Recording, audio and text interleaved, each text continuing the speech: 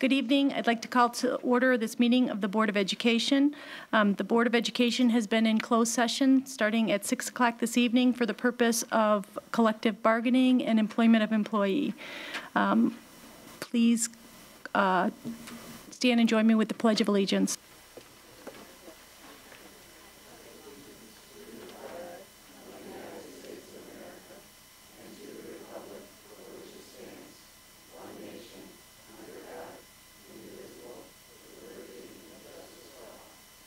Mrs. Walsh, can you call the roll, please?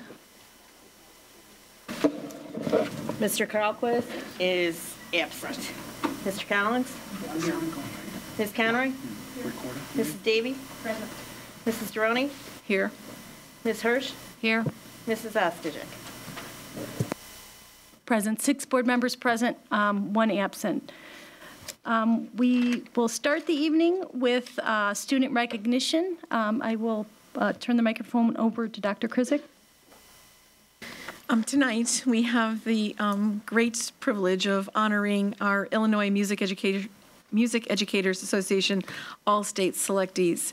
For any of you who've had the opportunity to attend any of the performances of our musicians, of our performers, you know that we have some of the most talented individuals that are inspired by some of the most committed, hardworking, dedicated professionals. It is truly a magical experience to be part of the York Music and Drama and Choral program, not only because of the students that we have, but because of the staff that is part of that program. So it makes it an extra privilege to be part of a district that has staff that are so committed to bringing out the best in our students. Without further ado, I'd like to take this opportunity to introduce the Music Department Chair, Bill Riddle, who will help us recognize our all-state selectees. Mr. Riddle.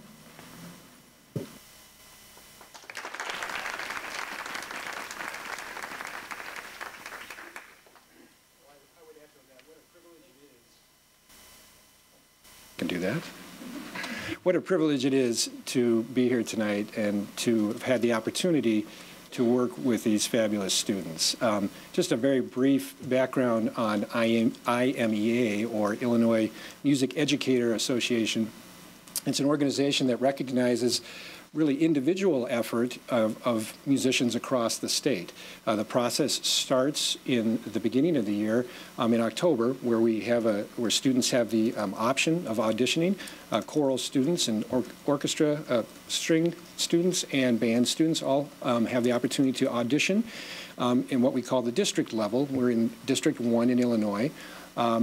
Just in the district level alone, there's about 80 other schools from the west suburbs and into Chicago and a little bit of the south suburbs as well, that students are coming from all these high schools to audition on one particular day.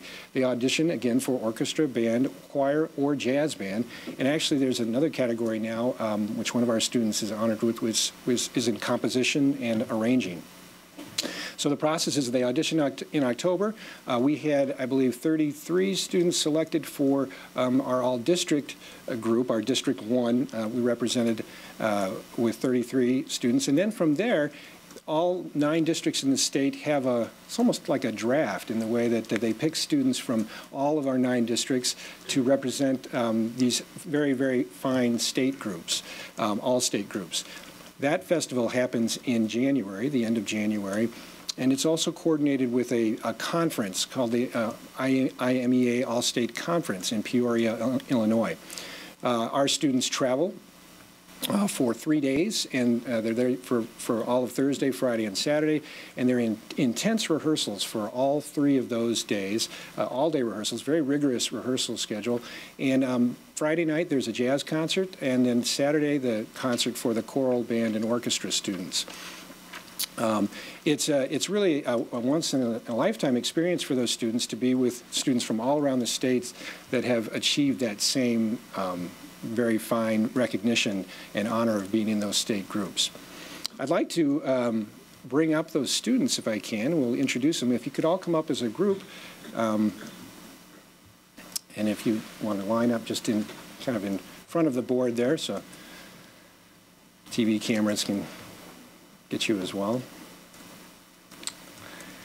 And I'll introduce each of the students first. We start with Kate Bernier on the end, who's a vocalist. And then we have Lois Chow on second, who is a string instrument cellist. Trace Gaynor is next, a violinist. Christina Murray, a flutist, is next. Brian Smith, a bass vocalist, another vocalist as well, is next. And Marta Tizinga, I think I said that right, I was getting the correct pronunciation earlier, is a alto saxophonist. And then on the end we have Lydia Wolf, who is another vocalist. We actually have two students that aren't with us tonight, Cassie Pacelli, who is another vocalist, and also Ethan Schreiber, who won the category that I was talking about a minute ago for his arrangement. He came in actually in first place in the state for his arrangement of a percussion piece, a percussion ensemble piece. Also, I would like to mention, just of note, for Christina Murray, our flutist, who also had the distinction this year of earning first chair in the top honors ensemble in the state. So we had all of our members really have terrific distinction in this category. We had some individuals that even stood out with those additional honors. Can we give all of these students a round of applause?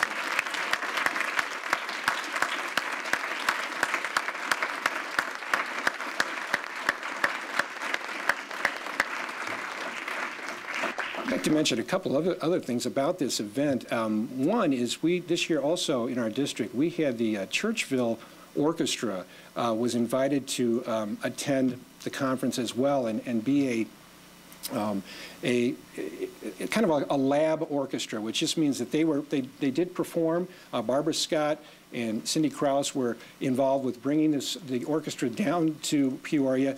They performed, and they were part of a clinic for many other educators at the conference. It's quite an honor to be invited to do that and to participate, and they really distinguished themselves very, very well. Very pleased to have them representing our district in this festival. I'd also like to recognize our faculty, if I could, our music faculty. First, we have Becky Marionetti. She's maybe we could just have you stand, Becky. Thank you. Our choral director, and then Michael Pavlik, our director of bands. Whit Blackall, who is our guitar instructor. Ray Oswald, who is our orchestra director.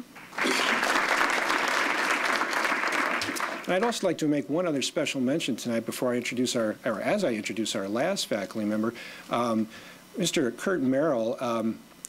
We are so happy for him, but so sad for our department in that he will be retiring this year. Kurt Merrill has been at York High School for 25 years. He's a graduate of York High School. Currently, he directs the jazz ensemble. He teaches AP music theory and teaches piano, but he's pretty much taught everything there is to teach at York High School over the span of his 25 years, including the concert bands, the marching band. He has arranged music for all genres, and we are, again, so happy for him that he's going to be moving on to other things. That's so sad because he'll be such a loss. Students just really, frankly, adore him, and he's touched the lives of so many students over his time at York. And really, I have to say, this being my second year here, such a value. I feel so lucky that I had a couple of years to work with him because he's been so helpful in my transition and helping to let us know what historically has happened at York and what a great resource he's been for our entire department. So I'd like to have Kurt C.J. Merrill stand, and let's give him a round of applause.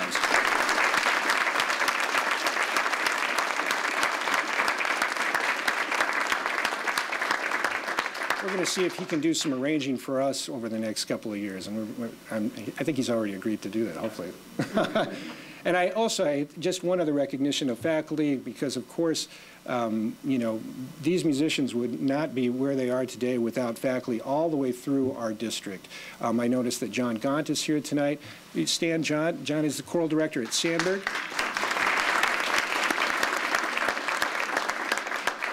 And it takes an effort along, a team effort all along in our district, from the high school, the middle school, and the elementary schools, to have this type of result. So if we could have one more hand for our fantastic musicians up there.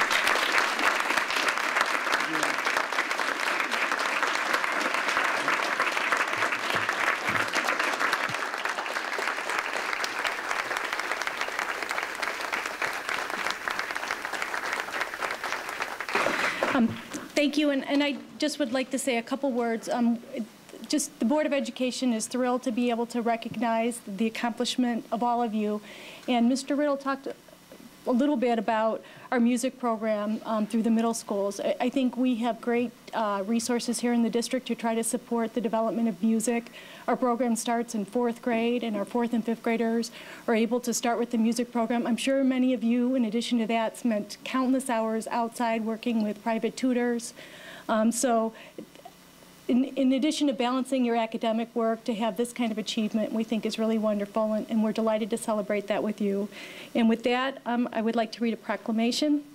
Because the Illinois Music Educators Association competitions have become the most prestigious statewide student recognition program in music education, and because this program encourages excellence on the part of individual students and encourages further music study and artistry, and because your community high school students, Kate Bernier, alto, vocal, Lois Cha, cello, Trace Gaynor, violin, Christina Murray, flute, Cassie Pacelli, bass, vocal, Marta Tasinga, alto sax, Lydia Wolf, alto vocal, were awarded all-state recognition in their particular musical specialty.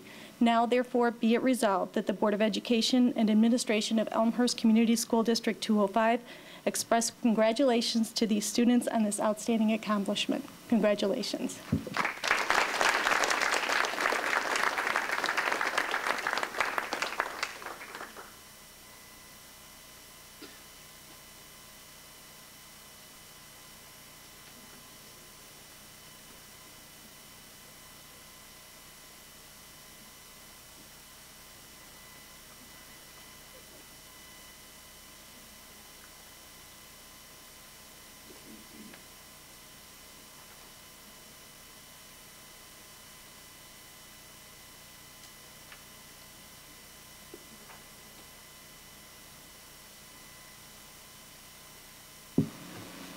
At that time. If I could just add one more thing, is that next week you have the opportunity to not only see these students, the next 2 weeks I should say, but many of our students, band students and choral students across the district, all the way from 4th grade all the way up. We have next week our all-district choral festival on Tuesday, March 16th, and then our all-district band festival on the following Thursday, March 25th. They'll both be at York High School. The first one in the green and white gym, and the second, the choral in the green and white, and the band festival will be in the field house this year. So we'd love to see you on one of those 2 nights.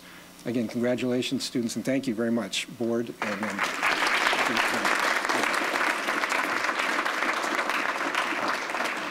Thank you. We're going to just take a brief recess. If the students and their families would like to stay, we'd be happy to have you stay for the rest of the meeting. But if you want to take this opportunity to go home and work on homework, we will certainly excuse you.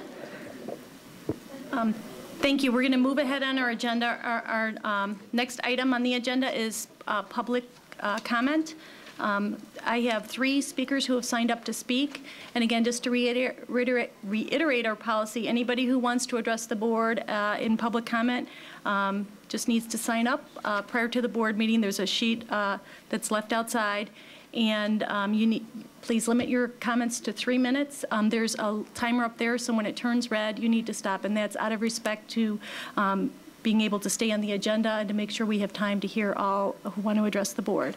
Our first speaker is John Morrissey.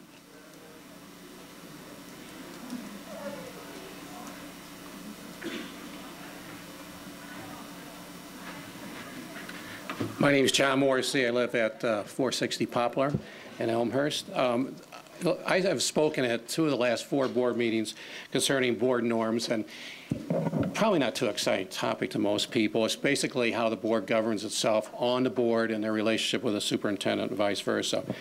However, last week, the Elmhurst Doings added their opinion to this subject, and the headline of the editorial was "Lack of Information, Heavy-Handedness Alive and Well at District 205." And I'll briefly read the relevant part of that editorial, and I quote, what is it going to take for Elmhurst District 205 Superintendent Lynn Krizik and a school board to realize that they work for the taxpayers of Elmhurst? First, the board passed a policy stating board members, those we elect to represent us, are not allowed to talk to the district staff members, teachers, counselors, and other school staff without first notifying the superintendent. That policy also directs board members to submit to Ms. Krizik prior to board meetings any questions or concerns that they may want to discuss with the board so there's no surprises, that the policy, as the policy states. Since when is Mrs. Krizik's job to be a clearinghouse of communication for board members? And they conclude, the concern is that this will prevent board members from publicly expressing viewpoints that differ from the majority or the superintendent. Residents elect board members to be independent, to be an independent voice for them, not to march in lockstep with the superintendent, end quote.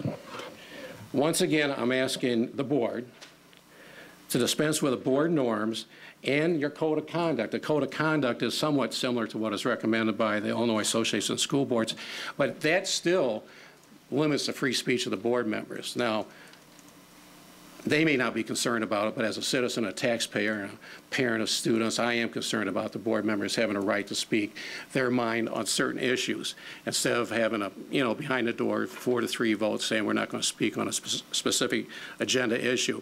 And by the way, no other governing body in the state of Illinois, to my knowledge, the Park District, the City Council, the county board, the state legislature operates under this sort of condition. Possibly at the national level with national security issues, they do have rules and regulations on what you can say outside of a committee. So I would hope the board, this board, will follow the Illinois Association of School Boards code of conduct. It's a strict code of conduct, but it does not deny anybody free speech. It does not deny those of us who live in Elmhurst or District 205 the right of our representation. And I also think this would probably lead the way of restoring credibility to the school board. And it was recently mentioned by a school board member in a paper last week about not getting credit for what they're doing, and they probably aren't getting all the credit for what they're doing.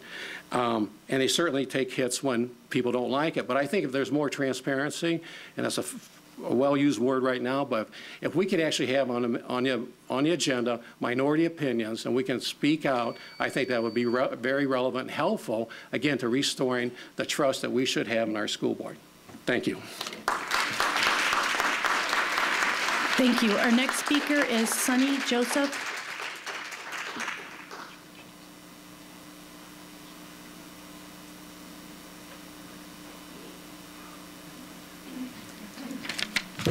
Good evening to all. My name is Sonny Joseph. I live in Elmhurst, 478 Howard Avenue.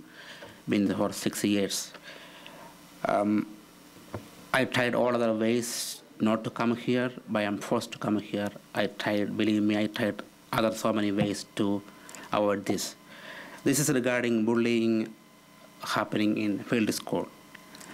I tried so many ways to meet teachers and the principal, but it's not stopping there. My son is an outstanding student. He's eager to go to school every day. Now he doesn't want to go to school. Physically abusing, verbally abusing, repeatedly physically abusing. And I mentioned those through emails and meetings with the teachers, principal. They couldn't stop that. I don't know what to do. I'm a I don't have any political connection. As a normal citizen, I want justice from the school board. And I tried so many ways. Physically abusing means choking, throwing into the floor, and hitting with the lunchbox in the supervision of the teachers, and sometimes during the recess. 3-4 times I had meetings with them. They promised they would stop that one. They didn't inform their concerned parents yet. I went to the website. The Illinois policy says, that's a policy for bullying, says you have to intervene immediately, very first time, to inform the parents or guardians to stop these kind of things. But the school failed to do that.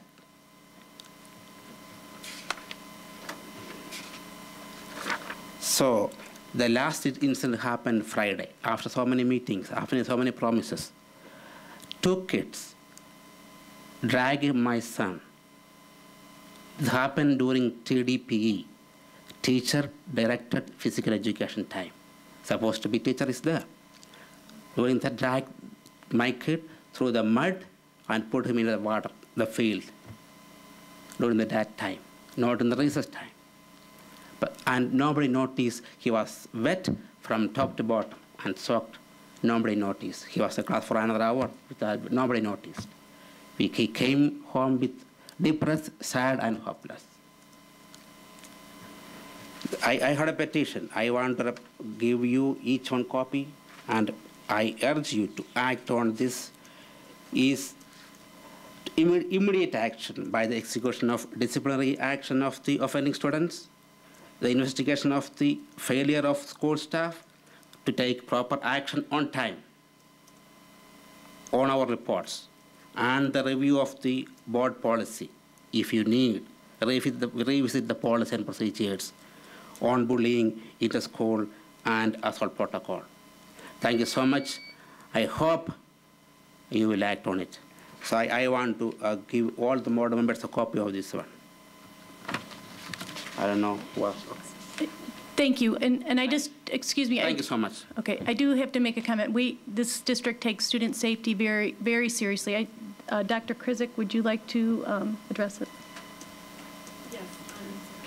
Yes, on Thursday, I believe I am meeting with this father and with Ms. Gotha to discuss some of the situation that has been concerning this father. So I do believe we're being proactive. I was notified for the first time on Monday, and we set up a meeting at everyone's earliest convenience this week. So I would just reinforce what Mrs. Ostajic said. We do take student safety very seriously in this district, and we hope to find some resolution to this situation on Thursday.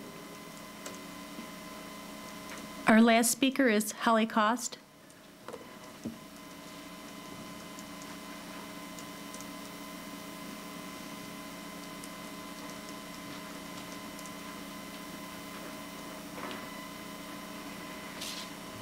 Hello, my name is Holly Cost. I live at OS 655 Old York Road in Elmhurst. I am a parent of 3 students in District 205. I have a junior and a senior, a junior and a freshman at York and a 7th grader at Bryan. I'm also president of the REACH PTA, and I was part of the REACH study. There were 2 parents on the REACH study, and I'm here to speak in favor of the REACH study and encourage you to support the recommendations in the REACH study. I think it's a critical and necessary first step in providing our teachers the ability to differentiate in the classroom. I know that differentiation can be a controversial topic, but this is something that we already own as a district. We have purchased the Reading Street curriculum. We own it, and we're delivering it. And right now, we have teachers teaching 3 different levels in their classroom. If we allow for the recommendations of the REACH study, which is to provide common language arts instructional times by grade level, and for language arts and math, especially for the Reading Street program, students will be able to have a closer cluster in their class, and teachers will be able to more directly interact with a single topic to their students rather than having many different things going on in the classroom at one time. And I think it is going to be a benefit to our students if we go ahead and do that. In addition, elementary students in the REACH program will be able to receive their REACH teachers during their common instructional time rather than being pulled out of whatever topic that they're teaching at the time. And that's been a problem and a concern of parents to try to get the REACH curriculum in line with the language arts and math regular curriculum. Also in the middle school, I think it's very important that we add the accelerated math program at 6th grade. Right now, there's a gap there, and the students are not catching up. There's so many 8th grade students in the accelerated level that are not going on to geometry, and I think if we add the 6th grade level, it'll be able to push those kids at the 8th grade level through the algebra program, and they'll be able to go right into geometry, or hopefully into geometry in high school, which is the goal. And I would strongly urge that as part of the REACH study. I also believe that we should offer a REACH level of science in the middle school, but I understand the financial constraints in the district right now, and the idea of clustering students in the science level and perhaps providing a new curriculum that will allow for differentiation and higher level labs can meet the needs. While I wish we could go further, I understand the constraints that we're facing, and I would encourage you to go forward with the recommendations as a good first step at this time. Thank you. Thank you. We now move on to superintendent's communication, which starts with where we left off with our last public speaker, the REACH study. And this is, I guess, our first comprehensive opportunity to discuss this, although the REACH study was presented to the board about a month ago. However, we had a lot of things on our plate at that time, didn't really feel like we had enough time to have a comprehensive discussion on it.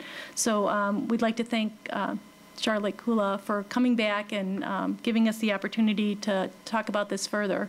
And with that, I'll turn this over to Dr. Krizik. And I'm going to have Charlotte come up to the podium. Charlotte, just to refocus our discussion this evening, and for those members of the audience who were not here at the end of January when Charlotte and Lenore Johnson presented the REACH study as well as the recommendations. So Charlotte's going to do a high-level overview of the recommendations and then open it up for board questions and discussion with regards to the REACH study and recommendations. As you know, and the consent agenda this evening, there is the recommendation that we had deferred from the last time. Well, we had canceled it because we deferred the REACH conversation the last time, and that's on the agenda for later this evening. So without further ado, Ms. Kula, I'll turn it over to you. Thank you. Thanks for the opportunity to further discuss this study. High-level overview, basically we, at the elementary level, we are asking or proposing common literacy and math blocks in a grade level so that we can more flexibly match instruction to student need. We're asking for some clustering so that we can avoid having a single student advanced learner in a class that makes it very difficult for both student and teacher to, again, meet the need of that particular child. Numbers always speak louder in a class, and so when there are at least 3 kids in a cluster, there's an opportunity for small group work and so forth. And at the elementary, as you'll hear me say throughout all of the levels in the proposal, we are asking for ongoing professional development and differentiation. One of the ways that we could approach this tonight is per grade grouping. We could stop and discuss that grade grouping. Before we go further with this one, I'd like to just address some things that have come up to me from the community and address perhaps some questions of the board as well. One of the things that I've been asked is REACH at the elementary school level going to be eliminated because it was not explicitly stated in the report that REACH would stay as a service. And I can say that in my mind, and I believe in the committee members' minds as well, we were making the assumption that REACH services would stay. What we were proposing would be an enhancement to what exists. And so we're looking for daily instruction for these students at the appropriate level, not just the 90 minutes a week pullout. Another thing that has been expressed as a concern is that people are perhaps thinking that as a district we're not ready to differentiate instruction that would be necessary for these common blocks. And in actuality, our teachers are faced with more challenge in differentiating by having the full continuum of learners in their classroom than the common blocks would create for teachers by allowing flexible grouping of students based on their performance levels, we would actually have a narrower focus for teachers, and so they could do a better job differentiating for those kids. And then another question that had been asked of me is, do we have the curriculum for advanced learners on a daily basis? And my response is basically that we would not be able to implement these common block instruction times if we weren't prepared with the curriculum. Because no way would we want to gather the students together and not have the teachers ready to instruct. So that would be a part of the implementation and all the work behind the scenes that goes forward before we would actually go forth with that implementation. Are there any questions from the board regarding elementary? Ms. Hirsch? Thank you, Charlotte. I am definitely one of the ones that had some questions in terms of when I've read the REACH study now, I think 5 times. And every time I read it, I'm reading it with a little bit different lens. And there's a lot of meat to it. There's a lot of good research in there. There's a lot of good analysis of where our gaps are and how, and I guess my question is, the implementation plans that we have in place, I'm not sure that I fully understand and that they've been fleshed out enough to be able to really understand what the implications are going to be in the elementary school as early as this coming year. And I think, I'll ask my specific question. If the curriculum is going to be delivered for an identified gifted student, okay, we're talking about the top 5% that we've traditionally provided services to in terms of the REACH pullout. If that student is going to be serviced 5 days a week in math and language arts, is that the current REACH teacher that we currently use to deliver that, or is that the classroom teacher that's going to be delivering that? Well, because we only have part-time REACH teachers in a building, it's not going to be daily because it would require more staff from the REACH teacher per se. What I envision, and as I talk with the teachers and we're thinking about how we can implement this, more than likely we're going to have an advanced group of whether it's readers or mathematicians, and from that group, the REACH students will leave a couple days a week and work further with the REACH teacher, as is now the case. But what's different is that 5 days a week, or the other 3 days a week, the students will be with a more focused group for instruction. So it'll be closer to what they really need. So if I understand correctly, the Reading Street, for instance, in literacy, is not necessarily, it's not a gifted program. It has bands, right. It has leveled reading, and right. for students that are at the top of that or beyond it.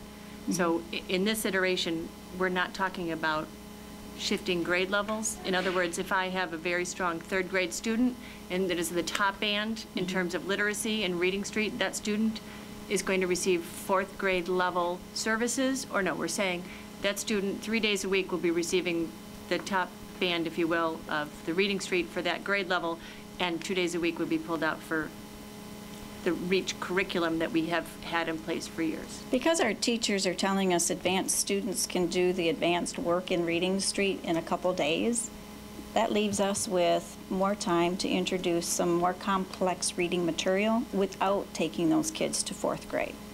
In other words, we can give them an out-of-level text, a novel, nonfiction work, whatever, which is basically what we do with REACH students when we take them out of the class. We give them much higher level material to work with and to think about. Okay. Go ahead. Mr. Collins? Thank you for, first of all, answering all my pesky questions. Oh, they weren't pesky at all. They helped me to clarify my thinking. I read the study and asked and sent these questions to you, and then spoke to a few members of the community who also read the study, and were left with a different conception of what the actual implementation plan would be. You just spoke and offered to kind of walk us through that. I don't know grade by grade if that's necessary, but in general, how you achieve the groupings of students, what actually happens to the students during that block scheduled period of time. I think that would be very helpful to me to be able to conceptualize exactly the plan that you're recommending. Okay, well, I can give you kind of a big picture, okay, explanation.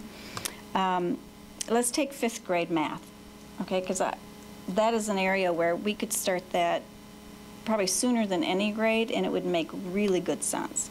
Right now, we have Reach Math students leaving, well, they're 1st and 5th grade math during the day in the normal classroom, and we pull them twice a week to study 6th grade math. So in 90 minutes a week, assuming we have the full 90 minutes each week, we are giving the students another level of mathematics instruction. If we had this kind of block schedule, or common block, not to confuse it with middle school and block scheduling, this common block of mathematics, we might see several groups of mathematics taking place. We could have a group that is working to close the gap to be working at 5th grade level. We could have a 5th grade level math. We could have an advanced level math. Those kids who can maybe pre-test out of some of the concepts, but not all. They still need more 5th grade math, but perhaps in certain units where they're stronger, they could be enriched. Those kids more than likely would end up being likely candidates to go into a Math 6 accelerated class in middle school. Those kids who are advanced, however, instead of learning 5th grade math and just in a couple of hours a week, 6th grade math as well, we could compact both those, and they could be studying them on a daily basis. But one of the complaints our Reach teachers have, and I think it's a legitimate one, is they have to cram so much 6th grade skills stuff with the kids that when they get them, they feel like they're not really stretching them other than accelerating.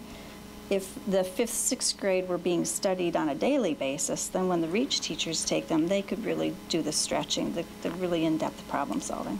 Now, as you explain that, would students actually be changing classrooms into these groupings, or would the groupings just be done within their 5th grade classroom and they're not actually physically moving to another classroom? Depending upon the size school, we were going to have a little bit of a different scenario. In a very small school that has maybe 2-3 sections of 5th grade, we're going to see students or teachers moving, so that more than likely students will move to a particular class for a particular level of study. And in a larger school where we have 5-6 sections, we actually will have students who may be all studying grade level 5th grade math, but there might be 2 groups of kids, so they'll have 2 teachers they could go to. So I do see students going to teachers. In the way this is conceptualized, would the entire elementary school be grades 1 through 5 be teaching math all at the same time? They wouldn't be. So a student wouldn't, a 2nd grader who does math at the 4th grade level wouldn't actually be walking down the hall to a 4th grade classroom. It's not likely, only because of the scheduling of specials and so forth, that we would have the luxury of math across the board in a school. Okay. It wouldn't be realistic. Okay. And could you kind of walk through the same scenario perhaps for middle school as well? In terms of this model of the common hour? Yeah, would that grouping be done at all in middle school, or? This grouping is suggested as an infrastructure modification for elementary. Okay. And it's not a new idea. We have schools that have this common block, but not at every grade level and not for both reading and math. And one of the things that we know from literature is this is a suggestive way to teach kids, and so that we can raise the ceiling and allow for kids to grow more at their natural ability. And I just lost my thought. It's old age, late hour. Let me get back. Oh, so this is more of an elementary model as opposed to middle school. Okay. Middle school, we're proposing 3 levels of math And that would be the only substantive change at middle school? And English would remain 2 levels, but we would, but I want to see, and the committee does too, greater alignment, K-12, in terms of English and how we identify and place kids. How can we achieve that, by the way? Which one? The alignment between middle school and high school, because that certainly seems to be a hot topic lately. Communication. Communication meaning that we need to release the appropriate people to come together to look at what it is we're trying to achieve, define what it is that we want to be doing, and then come to agreement on what kinds of placement criteria are appropriate. Okay. We just had a PLUS meeting today, and we did a very fine job of aligning middle school with high school. So I know it can be done with REACH too. It's just it's bringing the people together and doing the necessary discussion. Mrs. Davy.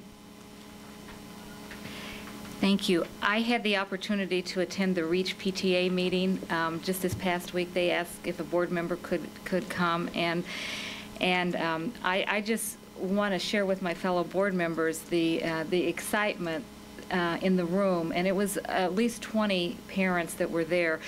The excitement they felt, and I think Holly Cost, who spoke, said it well. It's a first step. I think that there were a lot of things that they wanted to do. There are a lot of things that have budget numbers with them, and so I applaud what Charlotte has been able to come forward with to give some immediate change to a program without a large cost to it. Without a cost, it's really cost neutral because it's a curriculum we have that we're going to use more parts of it than we perhaps have used. And the group that I was there with was very excited about it. And I think something else that's very important, they were very confident and have a lot of trust in Charlotte and her team of making it all work. And in the work that has been done, I think that they feel like we're in good hands. Our students are in good hands. Our teachers will be in good hands for the staff development under Charlotte's leadership. And I think that can't be underestimated as an important component in moving forward with these recommendations. So I certainly will be supportive when we vote on this tonight, because from what I heard from the REACH PTA members and then what I know has been done working towards this, I think that these recommendations will make a difference. And I think what's also important to me is it's going to make a difference in our REACH program, but it's also what I heard the first time Charlotte presented, it's going to make a difference for all of our students. Because what we heard are the gray area students, what we heard of the clustering, being able to address specific needs at all levels is going to be a shift, a difference, and I think it's going to help all students. So I think by implementing this recommendation, we're not just helping the very, very top students, but we're making a difference that can impact achievement for all the different levels. So thank you. I do have one question, and maybe it's more for this side of the table than for you, Charlotte. But you spoke a little bit earlier about the need for our teachers to have strong, differentiated instruction skills within the classroom. And I think that goes outside of the REACH study. I had an article in the paper today about some of our last recommendations with the expansion of our ELL program. So we have teachers that have a wide bandwidth of kids. So can you just speak to the level of support that we are able to provide in our district to our teachers to ensure that they're continuing to develop their skills as they're being challenged more in the classroom? And if that's more appropriately handled over here, that's fine. Well, this is a small start, but it's significant.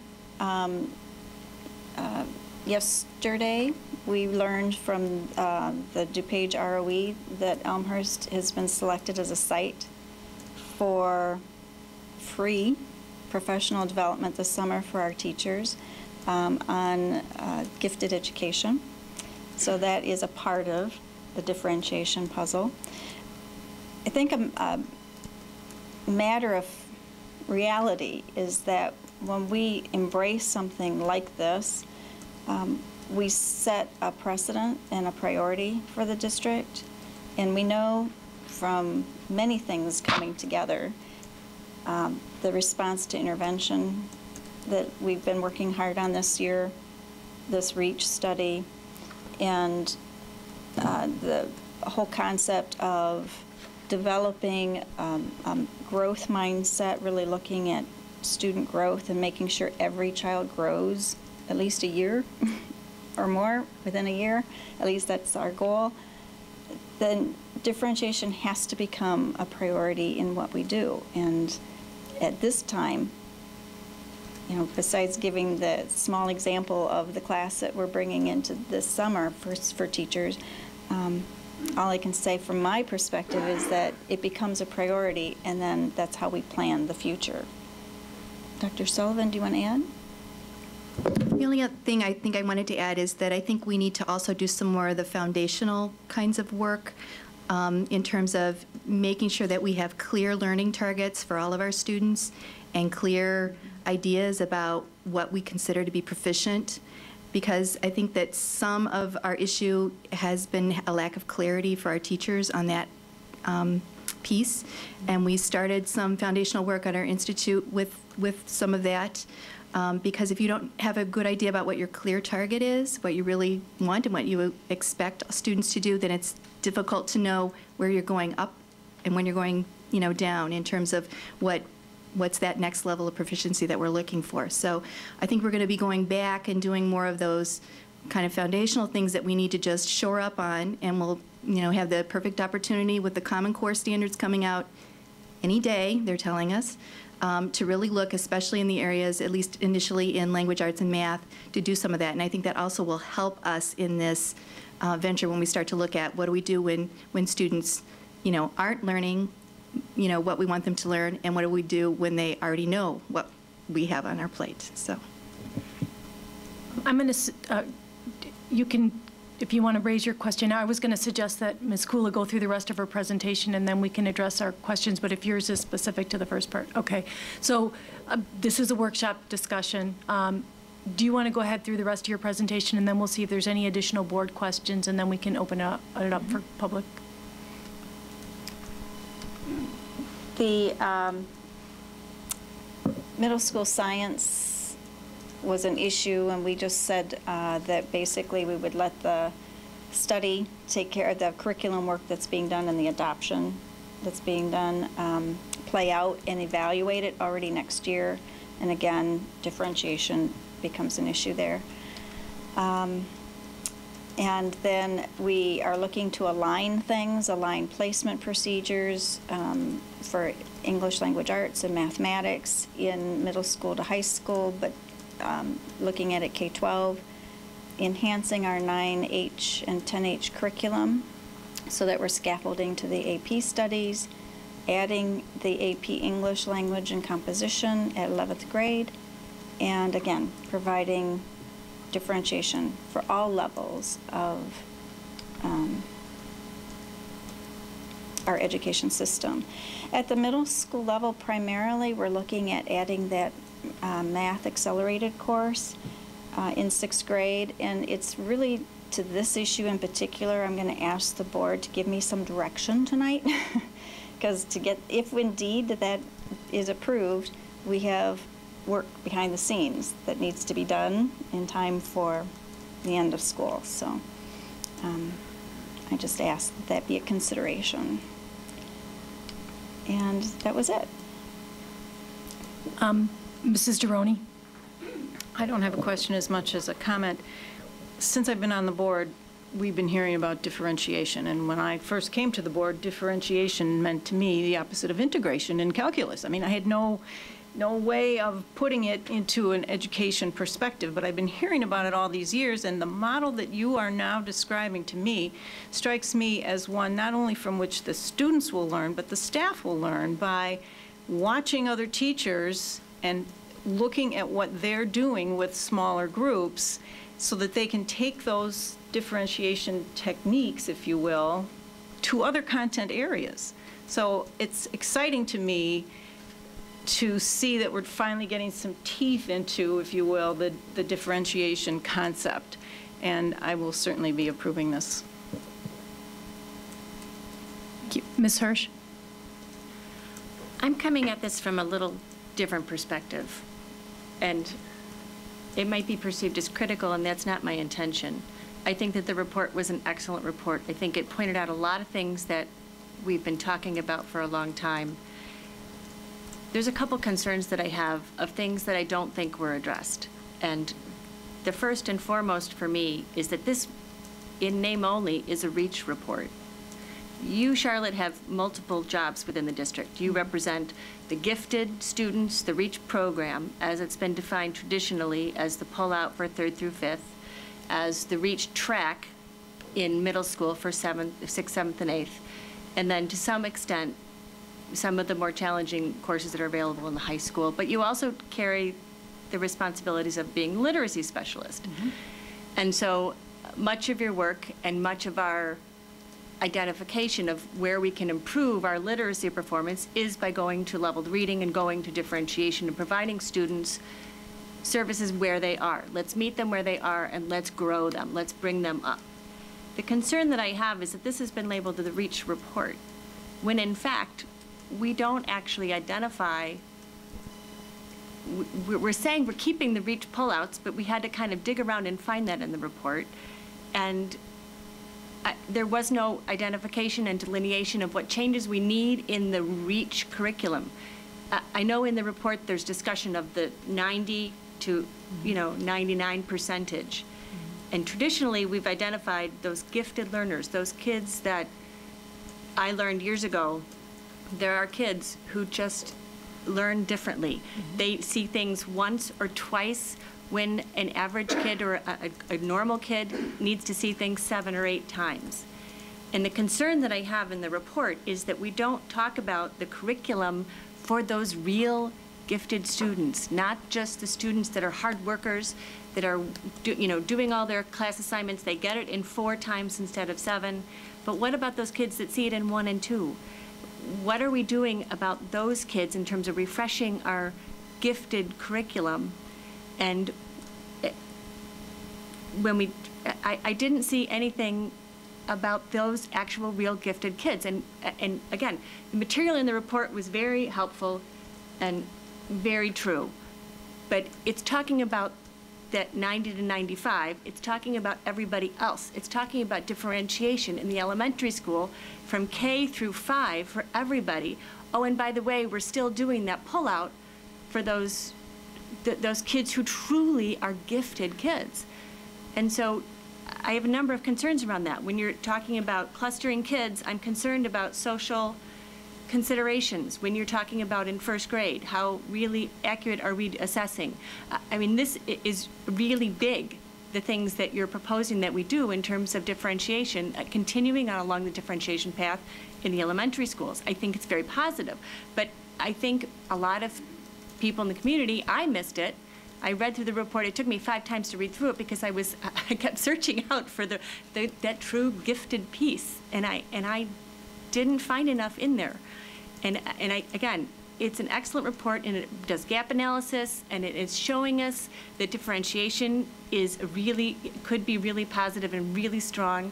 And so I don't want this to be perceived as critical, but we didn't address those gifted kids. We're keeping the same curriculum in place. We're still doing the pullouts. They will benefit from having the block scheduling, but all of those recommendations, those are affecting our entire student population. That is not REACH. That is not gifted. So that bothers me, that it's been labeled the REACH report. We don't address some of the concerns for those truly gifted kids. And I think that there's a lot of ramifications, social concerns about if you're talking about in 2nd grade, Ms. Hirsch, I'm just going to, can we give Ms. Kula an opportunity to address? I think we've got the point, not meaning to interrupt, but we have a lot to go through this evening. So I think we've got the gist of the question. Do you want to respond to that? You're right. I'm sorry, I don't mean to be In again. the previous report, and I want to say it was 2001, 2002, we focused only on the top 5%. And when I look at that report and what we were able to implement, very little. When we look at a very, very small segment of our school system and all the priorities that the school has, I find it much more difficult to make headway. And so what we did is we decided to look at challenging kids in general and approaching the kids right away. I mean, they were a part of our focus group right from the get-go, and the community as well, both in school and out of school, to see what are their thoughts. And their questions helped lead us then the rest of the way. And I actually feel like what we're proposing in this report will not only impact more kids, but I think it's going to impact the reach far better than the last study that kept a very single focus, and not much happened because of it. With regard to the clustering concept, that's not new in this district. This report was intended to institutionalize that and put some boundaries around that and structure. There is already clustering that's going on. It looks rather seamless within the concept, it looks seamless, really. And because we know that it can be a powerful mechanism to help advance groups of kids and help, all kids actually, by putting that piece in the REACH study, also help to solidify practice that hasn't been consistently implemented. And as we look at alignment across the district, what we want is alignment on some of the best practices, as well as the curriculum content that enable all kids to advance. Not just some kids to advance, but all kids to advance. I think as Dr. Sullivan indicated earlier, we're driven by a lot of questions these days. What do we do if kids don't know it? But also, what do we do if they already do know it? And because we are a high-achieving school district, we have a responsibility to lots of kids, but not at the expense or not at the expense of the top 5%. And I think that's what I heard Ms. Kula say, that when a study had a very narrow focus, the implementation of it wasn't as successful as if we took a bigger perspective and tried to fundamentally change the structure and the system. That really is what I see as what's really powerful and critical about this study. It is much more strategic and systemic than I think any of the other previous studies were, as it's fundamentally altering how we deliver high-quality instruction for kids with a very high-quality staff. Okay, I have one follow-up question, and I guess it's more general. But obviously, from some of the comments from different board members, as we read through there were some areas that we were interpreting differently and had, appreciate the opportunity to ask you the questions and get the clarification. So now as we're moving forward, there are some significant changes in here in how our students are going to be served. And again, maybe this question goes over here, but what are our strategy for communicating this so that the students we're serving, their families, understand what the changes are, how their kids are going to be impacted, and so forth. So there's some clarity as far as what we're doing and how it's going to happen. Well, the first step is we're looking for approval to go forward.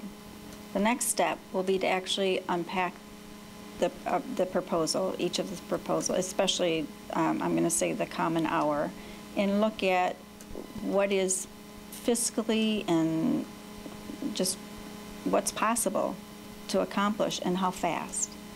And we could be looking at a phase-in, and that would be then communicated with parents accordingly. So can I stand here and tell you exactly? I can't. I'll just say that communication, we know, is going to be key with principals, teachers, parents, and students.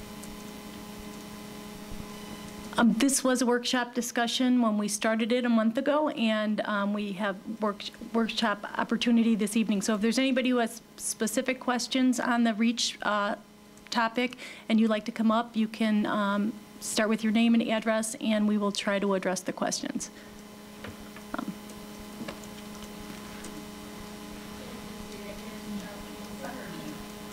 Sorry, we need to get you on the microphone for the...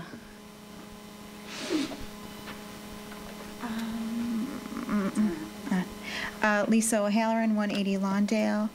And, I just first want to say, the fact that Holly Cost recommends it, I think that's great and totally respect her. So I'm not against any of this. And these aren't leading questions. These are just really want to know. And I hate to repeat all the questions that Mr. Collins and Mrs. Hirsch asked, because as I'm writing my notes, those were the exact questions that I had. So I still wasn't totally clear on whether there is pullout or not. If there's not, what is the role of the REACH teacher? Is it just purely consultative? What exactly do you mean by clusters? Is that just tracking? I mean, how is clustering different from tracking?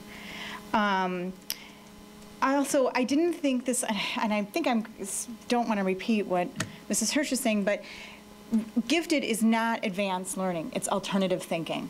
And so what I didn't see, if we're not doing pullout, how are the children getting an opportunity to do alternative thinking? Because we're not talking about high achievement or academically successful children. In some cases, we're talking about alternative thinking.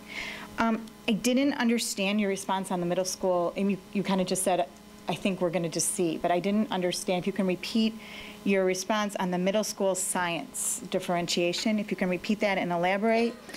And I didn't understand the clustering for middle school science, and I really want to reiterate whatever, that we need to differentiate. Honors bio in freshman year high school is freakishly hard, and it's a great class, and kids are not necessarily prepared for that leaving Gen Ed 8th grade science, and more kids should be accessing that awesome honors bio class. But a lot of kids are scared because I don't know that they're getting the background in Gen Ed 8th grade science. Okay, thanks. Thanks, Lisa. Okay, I'm just going to define clustering, and I think that may explain it in relation to flexible grouping, because the two are different. Clustering simply means that when we make classroom assignments for kids, we remain cognizant of the fact that we have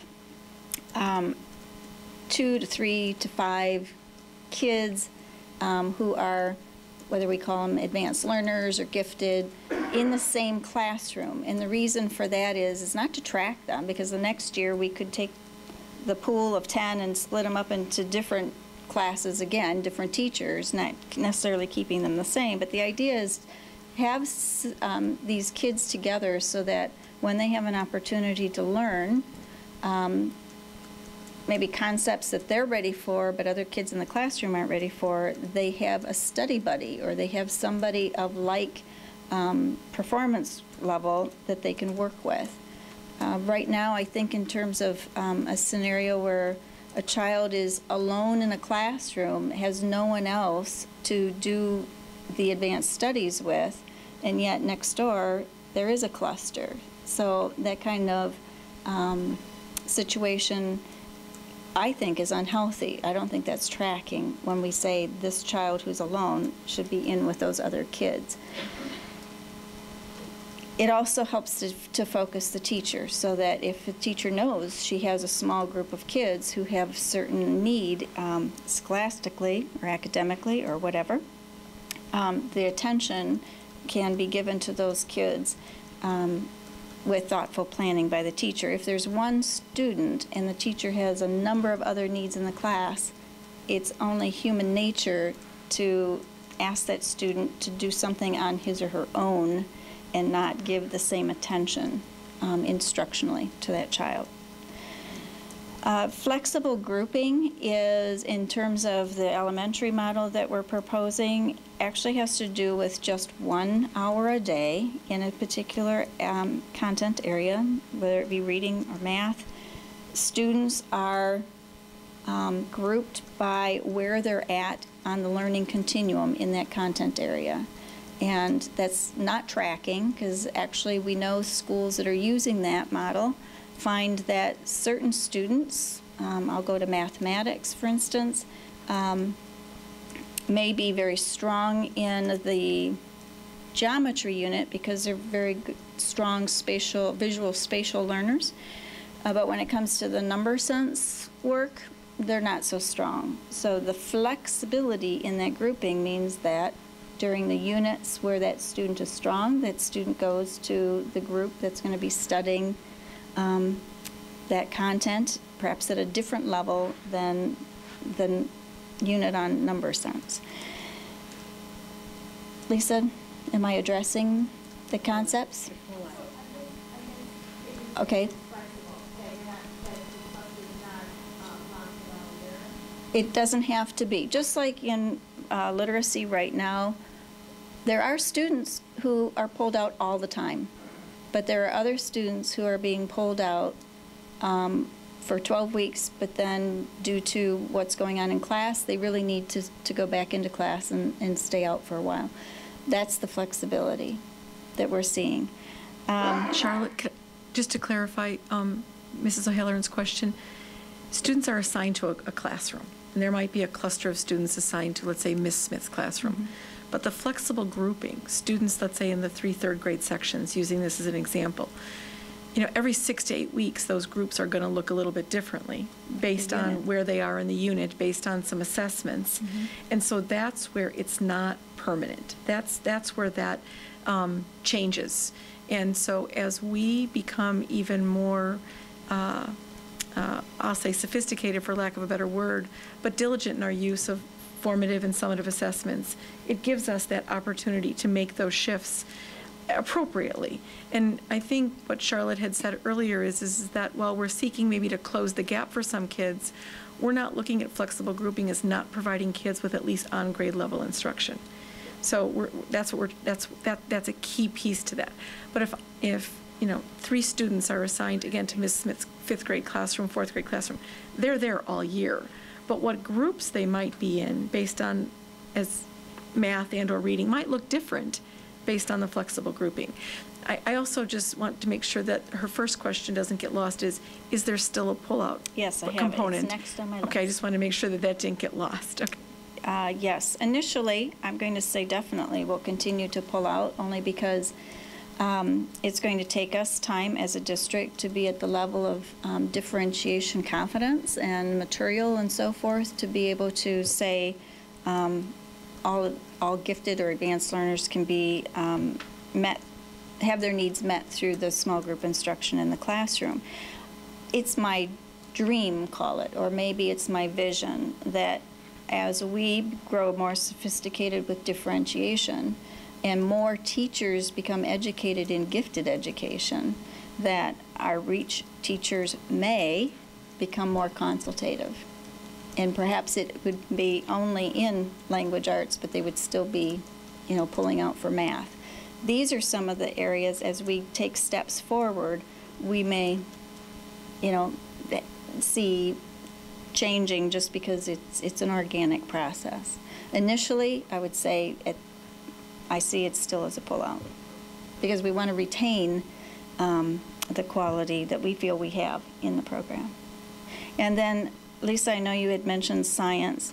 You asked about science differentiation and in middle school. And I know that the work that Charles Sprandl is doing with many teachers at the middle school level is focusing on not only aligning our coursework so that it is escalating in challenge from grade 6 to grade 8 and preparing kids for the high school new sequence in science, but also the materials they're looking at, I know they're being reviewed with differentiation as being one of the key criteria that they're using in evaluating those materials.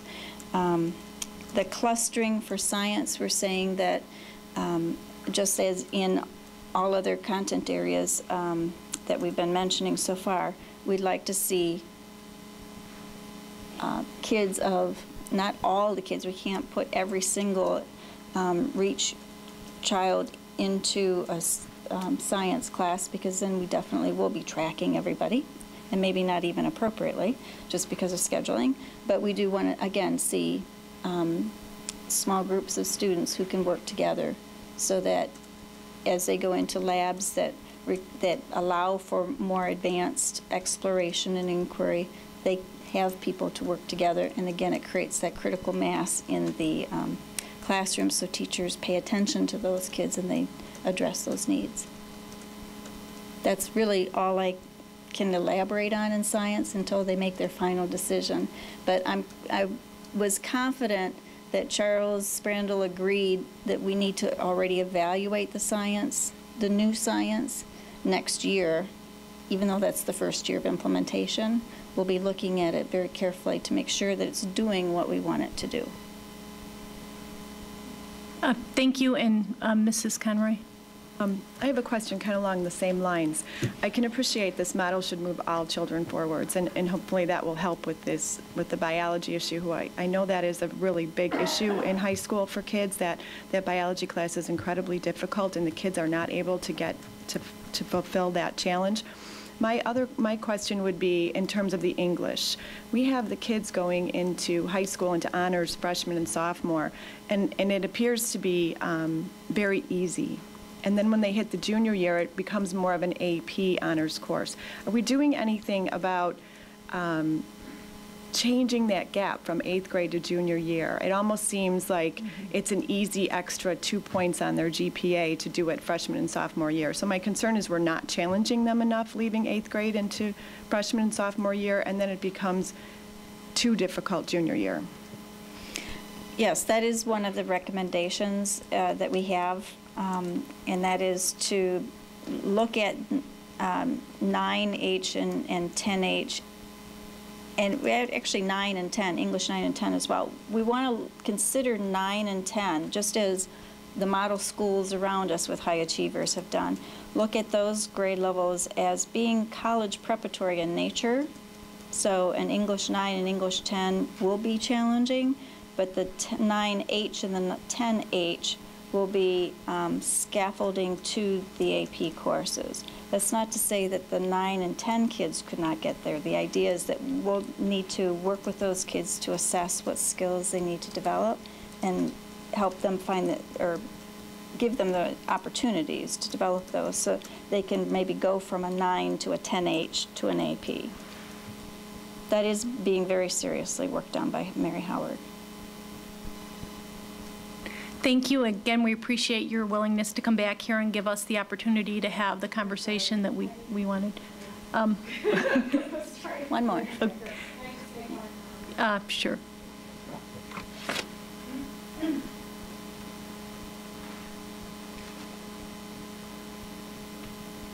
I am Gina Brigham. I live at 794 Stewart.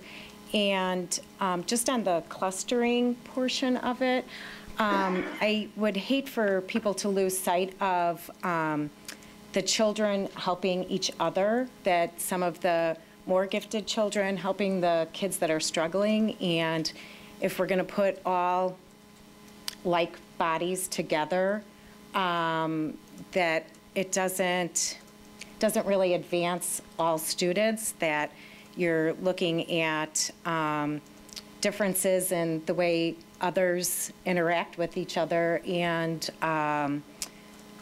just as a gifted student might bring a opinion to the classroom, that if you are segregating those children, that maybe the not so high achievers are not getting the benefit of those conversations. So I hate for, in the spirit of trying to achieve as high as we can, that there is validity. Everybody can learn from everyone else that has different learning abilities. So I just wanted to add that. Thank you.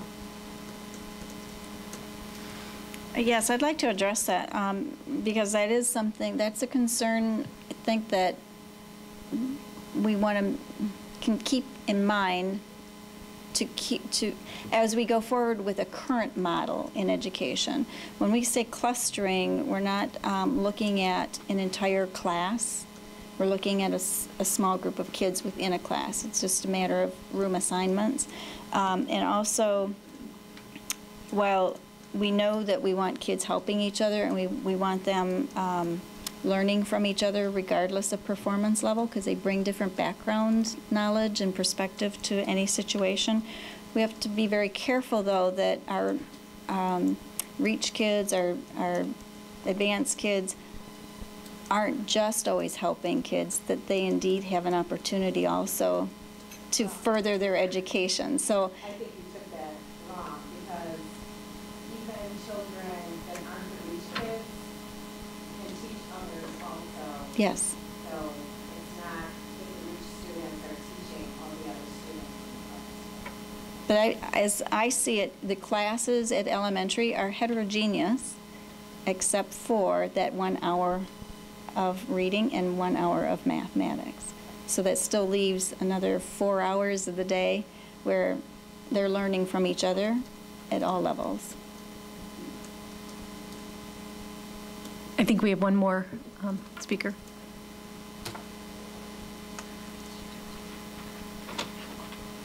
So I'll just try to make this quick in terms of a question. Specifically, Charlotte, thank you so much. This has been very informative for folks who read the study and got a lot of questions answered tonight, so I really can't thank you enough.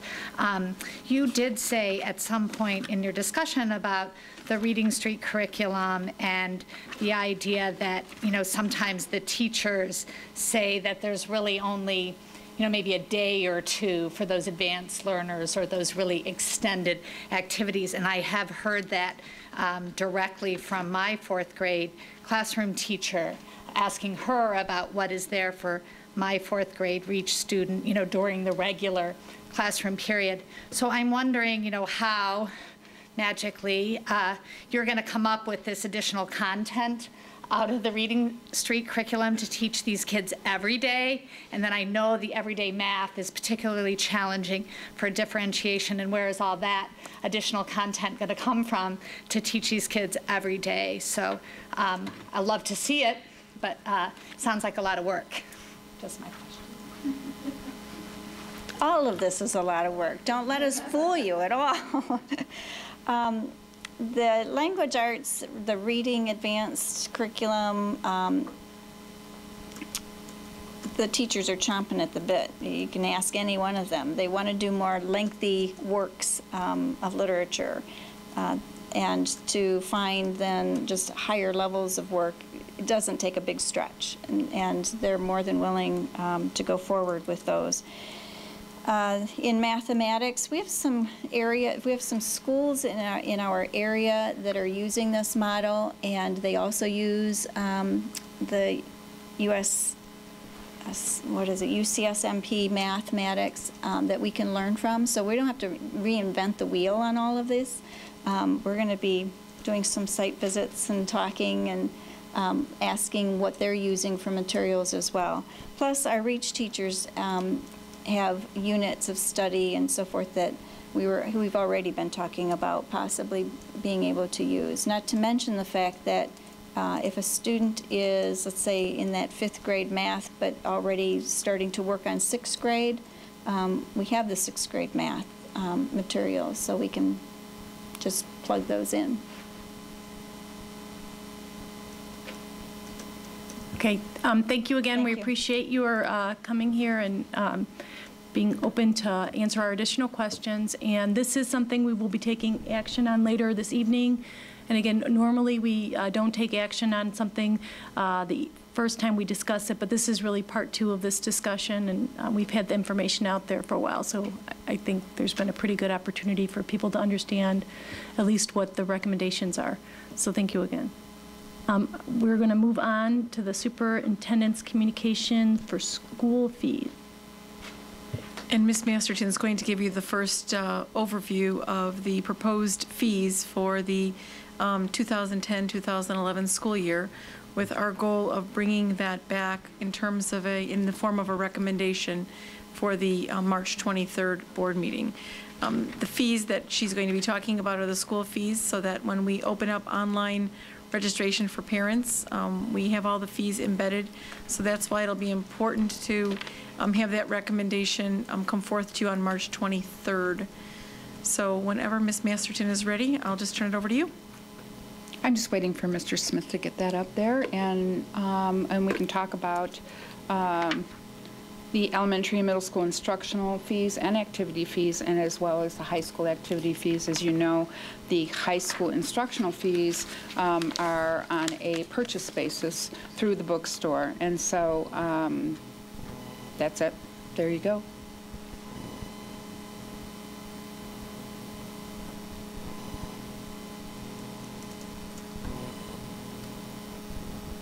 He's opening up. There we go. You might as well take this then. Okay, so if we want to move to page 2 of it. Instructional costs, how are the fees calculated? Instructional costs are calculated for each grade, and they include the books, the hardcover texts, and non-consumable materials, which are amortized over a 5-year period, which is under normal circumstances, and what we hope and plan, and as part of our strategic plan, is that our curriculum is being reviewed over a 5-year period. So the instructional costs for the text are 20% and of the total cost of the texts. And then it also comprises of the consumables, which are workbooks, consumable science kits, math cards, assessment tests, etc. They're added at full cost because they're only usable, obviously, for 1 year. We have previously discussed what student instructional fees for K-9 and how they align with our costs, but we've never actually shown you an example, and in a minute I'm going to show you an example of this calculation.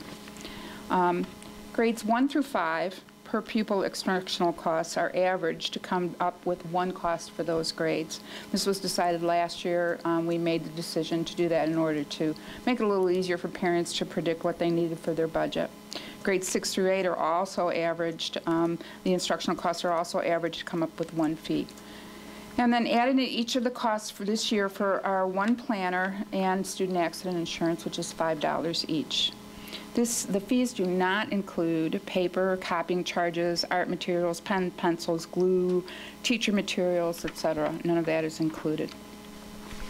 Here's an example of what I received from the curriculum office, happily from Mrs. Walsh here, who every year puts together a list for each grade of what the costs are, and that's it, yeah, what the costs are. And as you can see, we have both anthologies and consumable costs. So we've got texts as well as consumables. So in first grade, the total costs for the year are $151.98.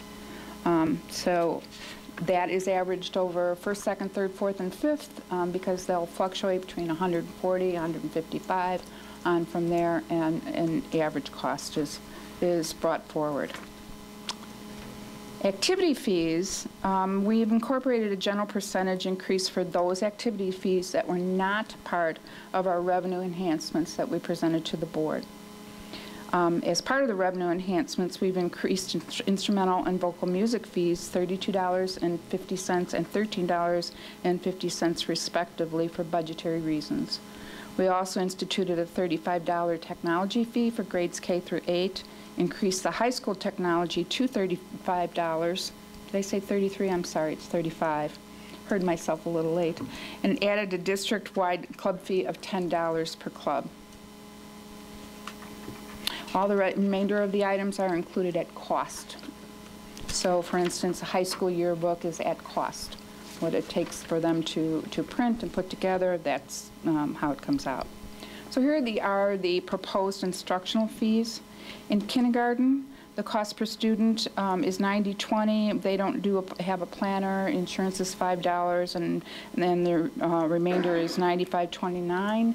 Altogether, we are recommending $95. Obviously, we're going to round it down or up, depending on it, whatever is the closest dollar. The average for grades 1 through 5 is $148.62 for instructional materials at a $5 planner. And this is actually a little bit of a savings because previously we were having a $4.50 planner, but we had to buy 2 a year. So now we're actually, the parents will actually be down to $5 instead of $9 on that. And then the insurance, which has always been part of that, student accident insurance. So altogether, the total amounts to $158.62, and we're recommending a rounded amount of $158 for the fee. In grades 6 through 8, the average is $155.26. The planner, $5. The insurance, $5, so a total of $165.26, so we're recommending $165 as the instructional fee for grades 6 through 8. So here are the K-8, again, fee recommendations.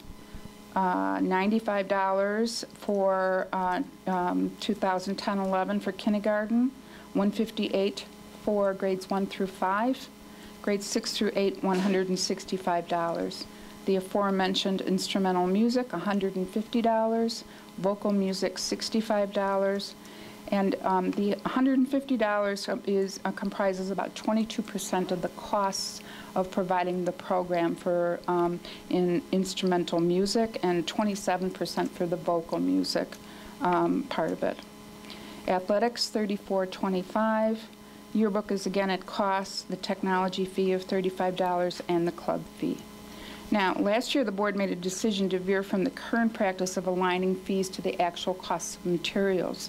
A one-year moratorium on increases was decided because of the economy, and the percent of increase therefore reflects the increases in costs over a 2-year period. That's why it seems a little bit higher than it was in the past. And for the high school activity fee recommendations, we recommend the athletics go up from $108 to $110. That comprises 23.2% of the total cost for athletics.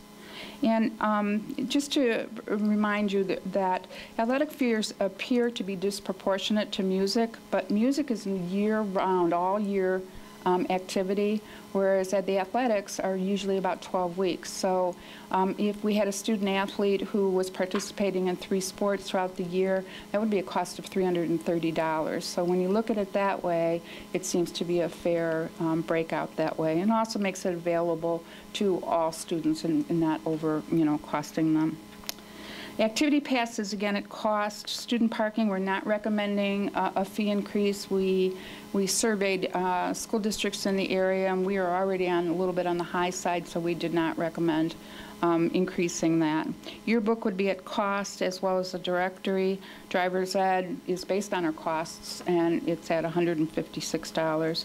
Cap and gown is cost. Transcripts, it stays the same. Athletic adult admission, we recommended raising it from $4.25 to $5. Mandatory technology fee goes up from $32 to $35. We add the club fee and a mandatory planner, again, for the high school at $5 in there. And I'm happy to take questions if you have any. Mrs. Deroney? In the past, we've had a cap for families with lots of athletes at York. Are we going to do that again? The cap is going to remain the same at $450 per family.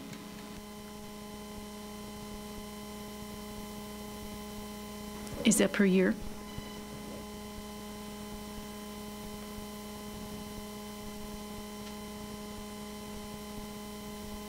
Ms. Hirsch? I have a structural question. Our fees have gone up significantly over the years, and for some of the fees, we have a rationale in terms of the textbooks, how much the cost of materials are. It's based on the curriculum that we've adopted.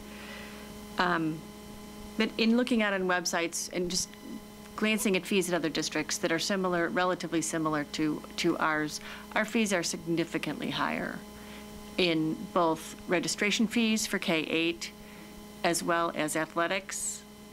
And so I guess the question is, what structurally is different about our budget that we are asking our families to pay more for the materials and to cover the cost of the athletics than other districts are doing? For instance, at 203 or 204, I can't remember which one, a sport is, as low as $56, $80, depending on the sport, and their registration fees are almost half of ours. So can you help me? When did we make a divestiture, or when did we make a market shift that our fees are significantly higher that we're asking the families to bear that load? I can't say exactly because it was long before my time, but I'm assuming that it was probably pre-referendum. At some point or other, the board made a decision that if the high school was going to be paying for their books, that there should be a correlation between the high school cost and the elementary and middle school cost by having them pay for their consumables and pay a portion of the cost of the books in there. And so it is unusual actually to have you know, it laid out in such a fashion. Generally what happens is at some point or other in other school districts, somebody set the fee. There was probably a rationale to it at some point or other. And then after that, there's just generally a percentage added to it. So it really doesn't track to a specific dollar figure or a specific use. And so that's how the instructional fees are laid out. I'm assuming, and I don't know for positive, but I'm assuming that there was a percentage idea about the activities and how that was all laid out. Now, whether or not there was a look at how these fees affect the budget and what additional revenues could be pulled in before the referendum, I don't know.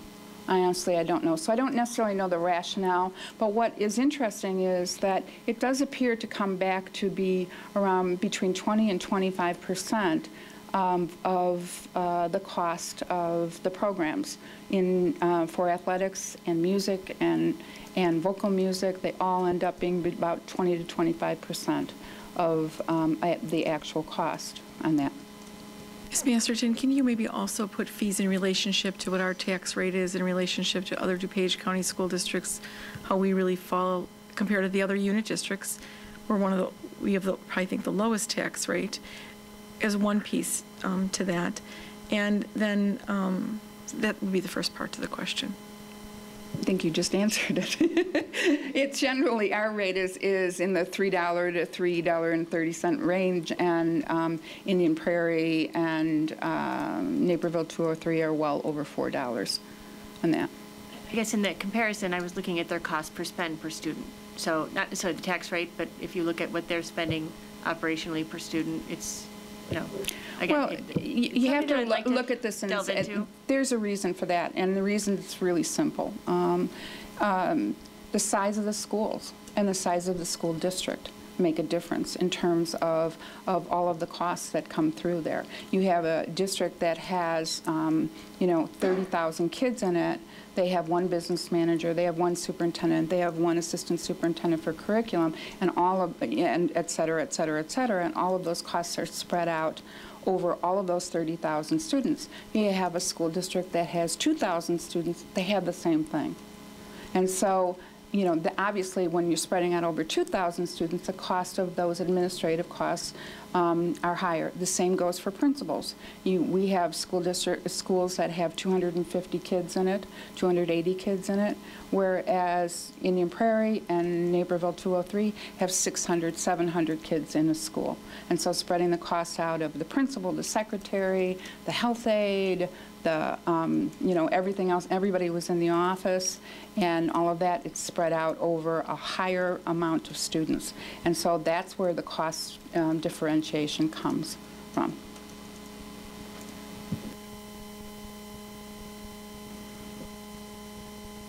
Just one other general comment related to fees, and it's not about the fees themselves, but there actually was another article in the paper that talked about the PTAs in Elmhurst and how they were not getting as many registrations as they were accustomed to.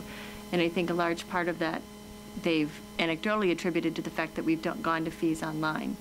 And I guess my question is, are we able at this point in time for this upcoming school year to be able to add PTA and the boosters and those other organizations that had traditionally relied upon our mailing of registration for their communications to solicit parents to get involved and to provide support for the PTAs. So just, I know we're not approving fees, but I really like to make sure that our registration process is modified so that we can support those organizations that support our schools. Point of fact, if the PTAs want us to, we can include as part of, the different registration fees. If you go onto our our web store. You know, there's an area in there that says here's what the fees are, and then there's an area for band and orchestra, and there's an area for activity passes and all these different things. So we can add PTA membership in there as well. So, and then we would just remit the money that we receive directly to the PTAs, and that's a distinct possibility that we can do without any problem. So we'll let David Smith deal with that structure on the system, because that really kind of falls to him. So, you know, I think it runs in multiple ways. We've tried to be more green, and we've moved away from paper, because even the foundation has felt that with the lack of paper, that their donations are down too. So they too need to find different ways, I think, of generating revenue other than just that paper piece. I do know that some of the PTAs have worked incredibly hard at ensuring that they get as many members as possible. Some of the beginning of the school year breakfasts and have been very successful. Hawthorne's in particular has been very successful, so is Edison's. I'm not singling those schools out, but I've just been at those, and so I've known how well attended they are. Parents provide a variety of different resources for parents to draw them in. Jackson's as well. Those were the three that I've been at in the last year. So I do think that we can probably help with that, but it still relies on the work of the PTA leadership as well to continue to increase that membership and that participation. So it's twofold. We need to work as partners in this. Okay, I have more of a general comment than a question. And when we vote later on the proposed reductions, there is an assumption that the reduction level is appropriate because we're going to increase, we're calling it revenue, we're basically paying per usage for our students based upon where they're participating.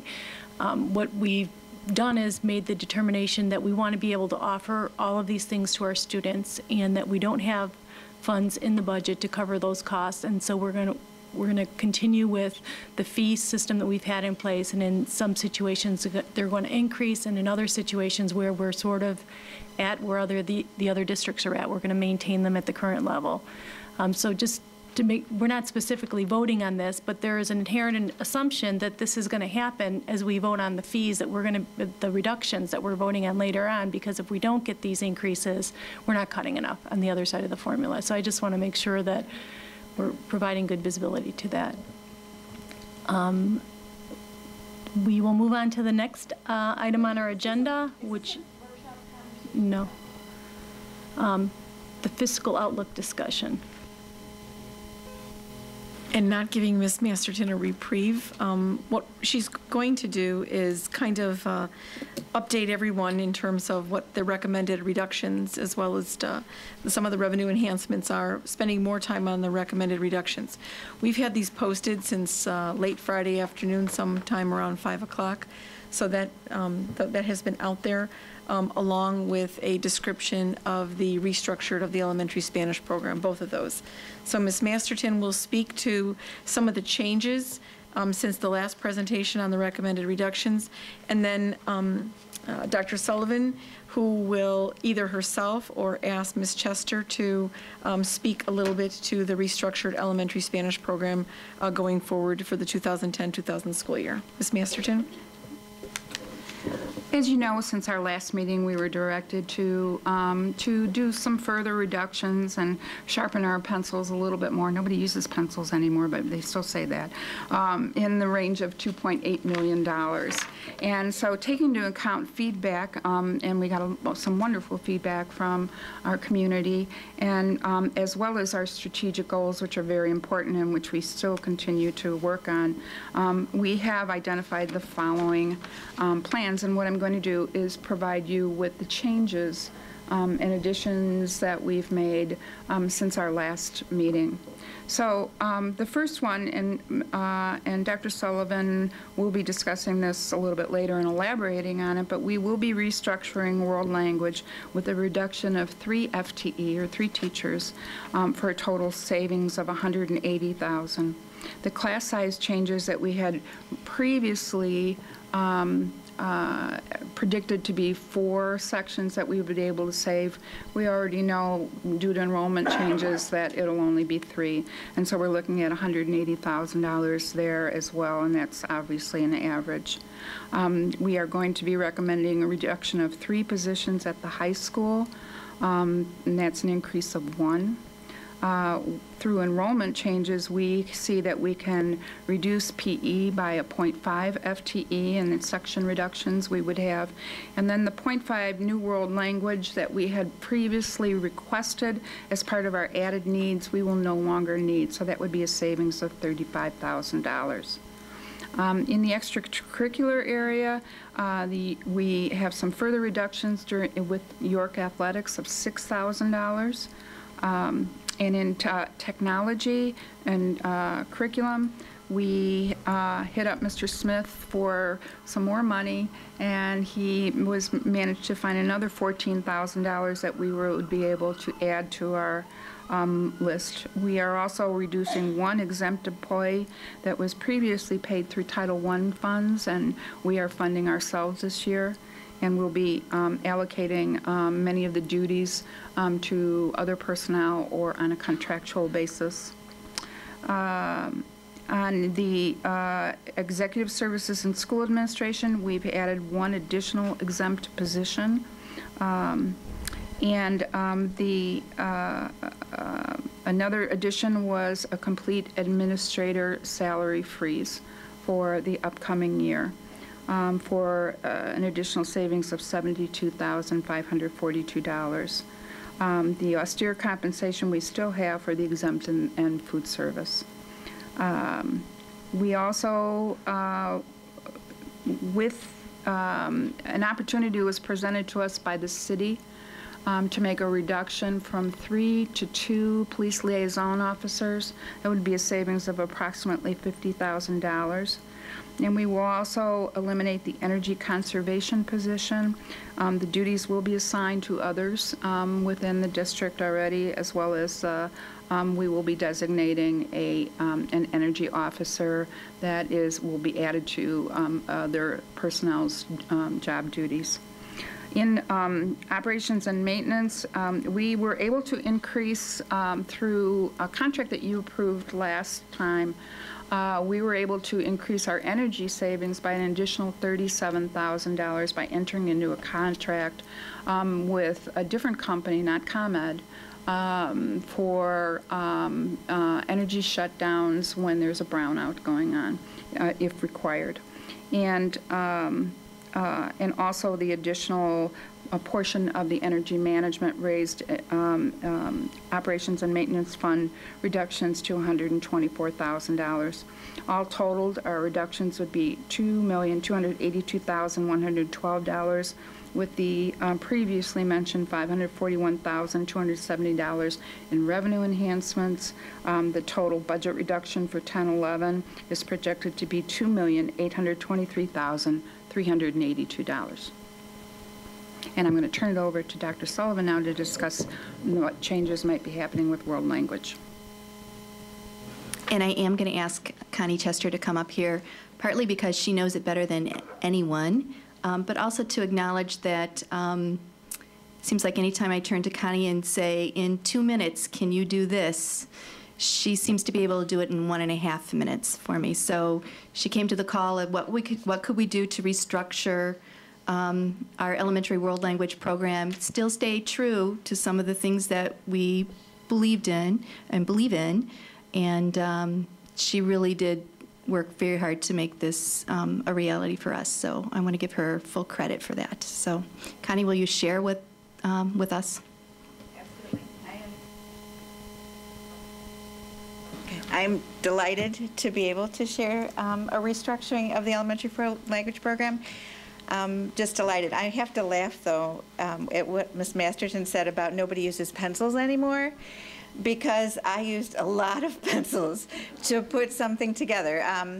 When in January we learned that there was a good chance that we were going to need to look at elementary world language and the cost associated with it, I started to put together some scenarios that I thought might work. But the challenges were even bigger than I had originally anticipated, not only financially, but also from a standpoint of looking at blocking literacy and math, adding more instructional minutes in the day, and still maintaining integrity for the elementary program.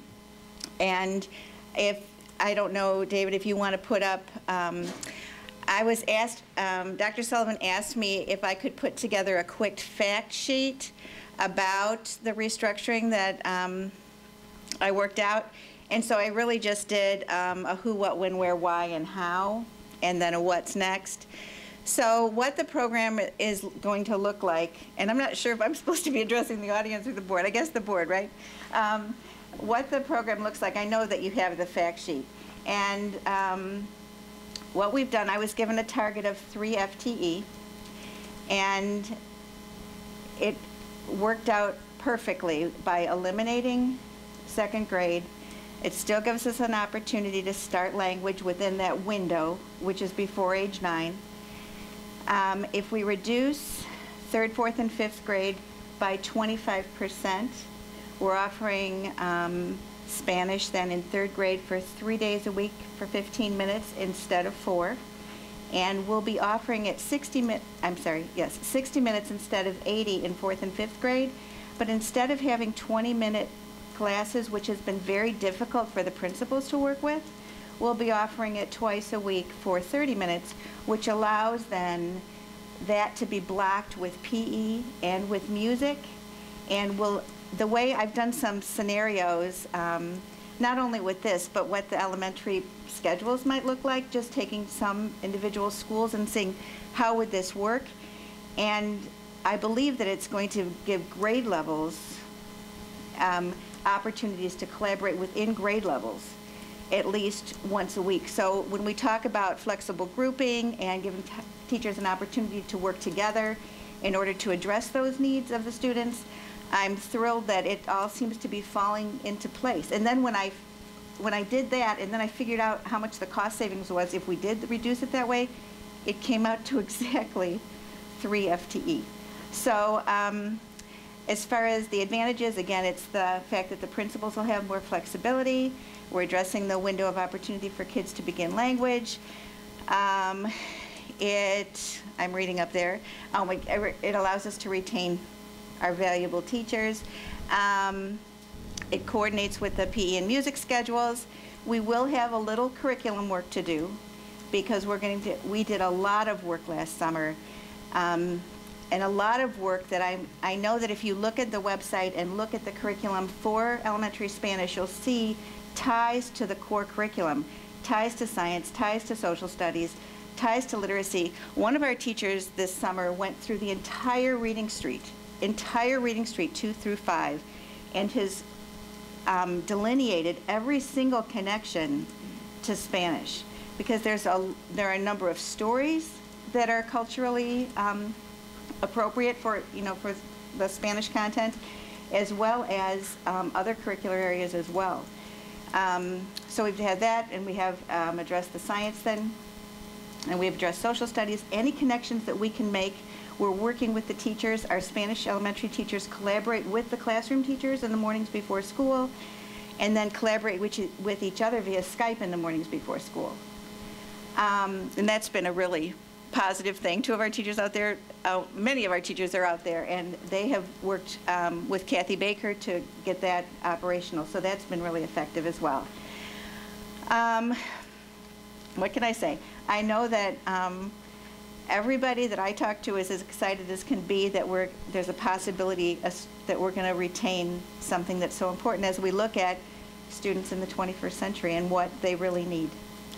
As far as, I'm looking at my fact sheet here, that I noticed, and I did want to address this, and I didn't, just in case it comes up, just to be proactive as far as a question, you'll notice at the bottom of my fact sheet, David, if you can scroll down, I show the savings as $245,000, and if you take what Ms. Masterton had done, and it doesn't come out to $245 because you've got the $180 and the $35,000, but I was using the $35,000 that was on that original schedule as a half-time FTE. So I calculated a full-time FTE at 70. That's why it's 245 as opposed to the 180 and 35. And then it's not a significant difference, but at least the second year in 11-12, there's also the same consistent savings.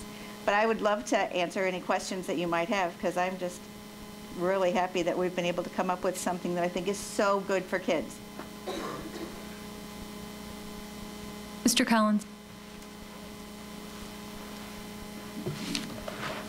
I guess, first of all, I just wanted to say thank you for being flexible, for thinking outside the box, and for coming up with a way to retain Spanish in our elementary schools.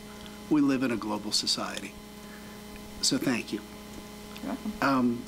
And I guess just a comment that I guess kind of applies to our new REACH recommendation as well.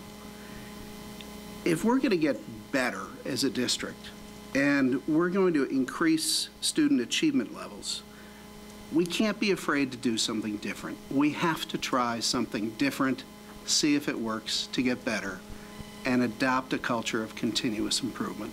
So thank you for thinking outside of the box. Charlotte, thank you as well.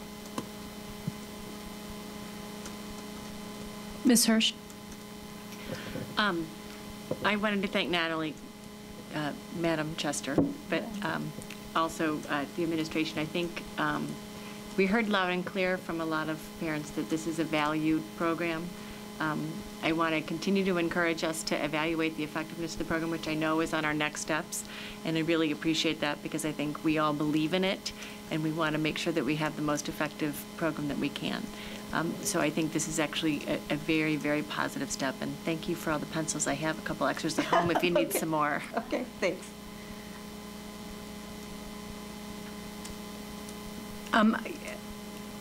I think these comments are specifically to the world language part, so I'm just going to reiterate what the board has said. We appreciate the time that you've spent on this, and I think the fact that you were ready is great.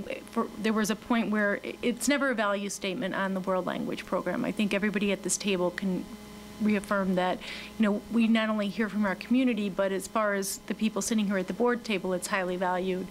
And when it came back, as we started to see the more bad news from the state, and we needed to find another big piece of money to cut, this came back on the table. So I think this is very creative. I think it's great that we are in a position where we can retain this important program, and I would like to reiterate thanks to the administration and to Ms. Chester on the work for this. So thank you, and then I think we're going to go back to the general discussion on Ms. Masterton, did you have anything additional you wanted to add, or are we opening it up to board discussion at this point? So this is just on the general.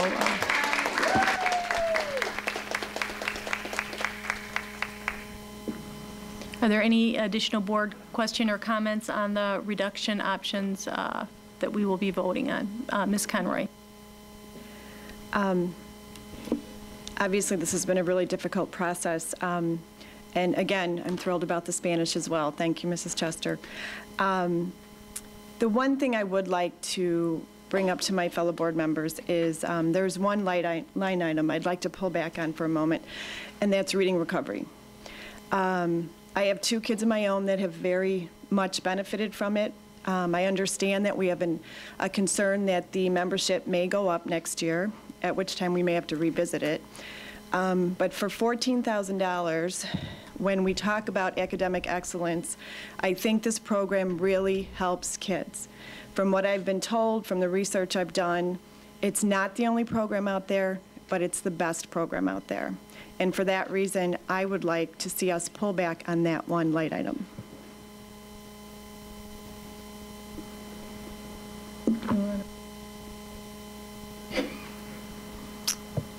I will only say that we believe reading intervention is important, and our goal is to retain our reading specialists in this district, as many of those positions as possible, but also to serve appropriately as many students as possible.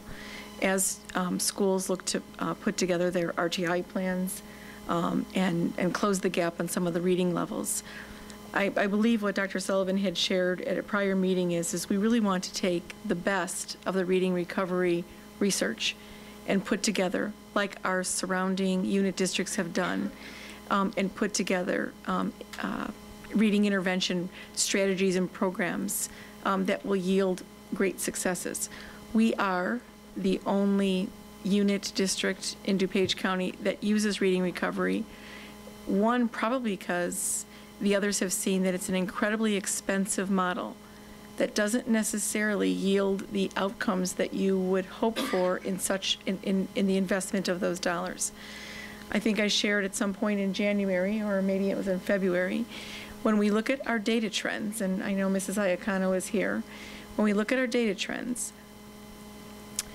25% of the students who went through a reading recovery program here move out of the district. So we don't know what happens to them after they leave.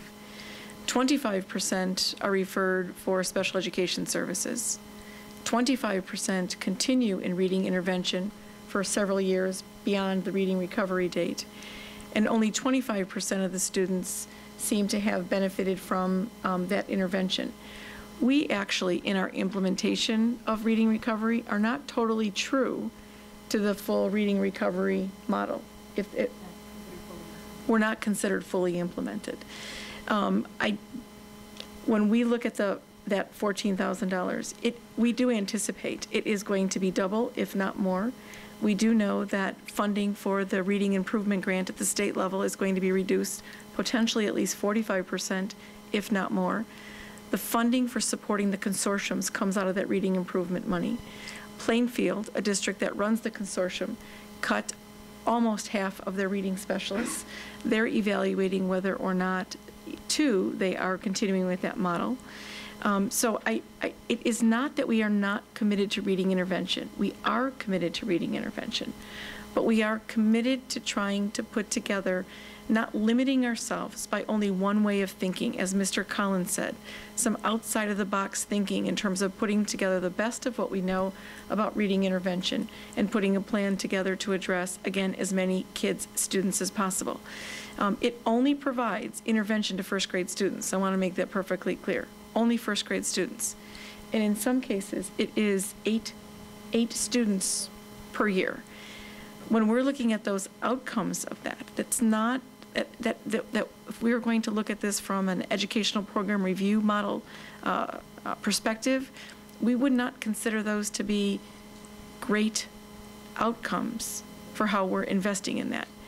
It essentially, that $14,000 is specifically covering what I'll say is the staff development costs for 10 individuals. And if any of the reading specialists currently who are reading recovery trained were to resign, leave, win the lottery, move, we'd have to make an investment of more than $10,000 above and beyond the consortium fee in order to get them trained to do the reading recovery as it's currently being done.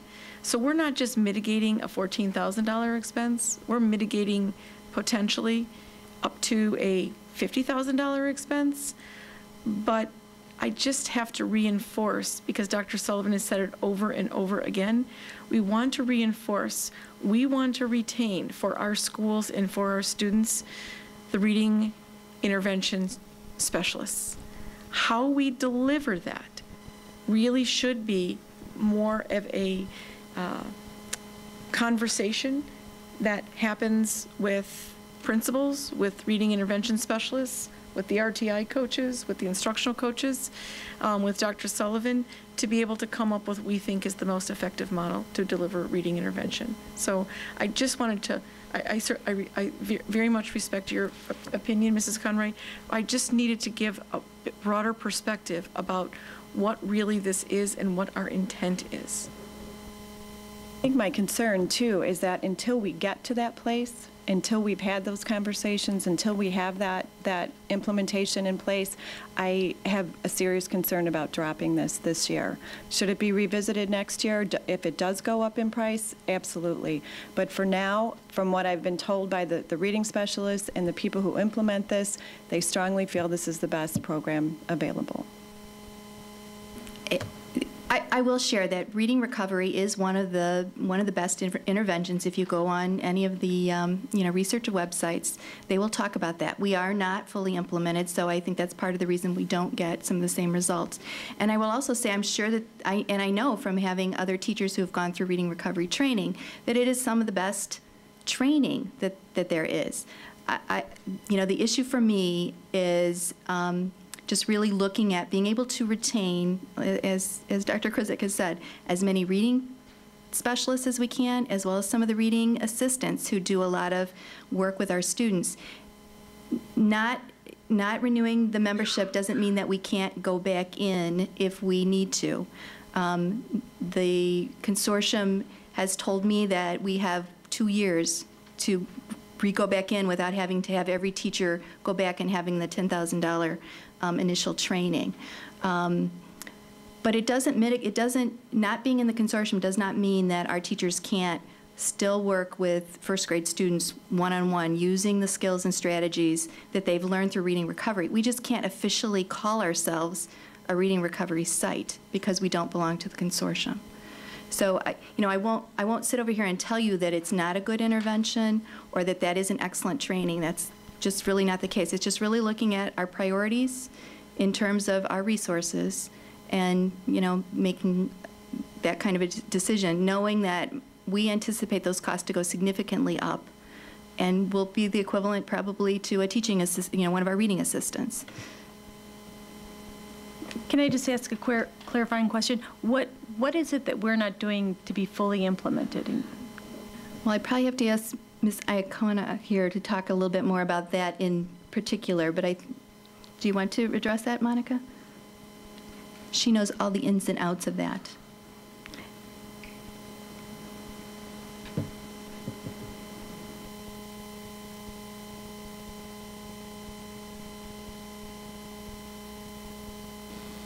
Good evening. To become fully implemented, we have to look at the entire population of the first graders throughout the district. And so what you're doing is you're trying to reach the average. So you're looking, say, at the total 20%. Now, in order to get to the average, how many teachers would that take in a building? We have somewhat equitably been assigned to have 1 teacher per building, or in a larger school, possibly 2.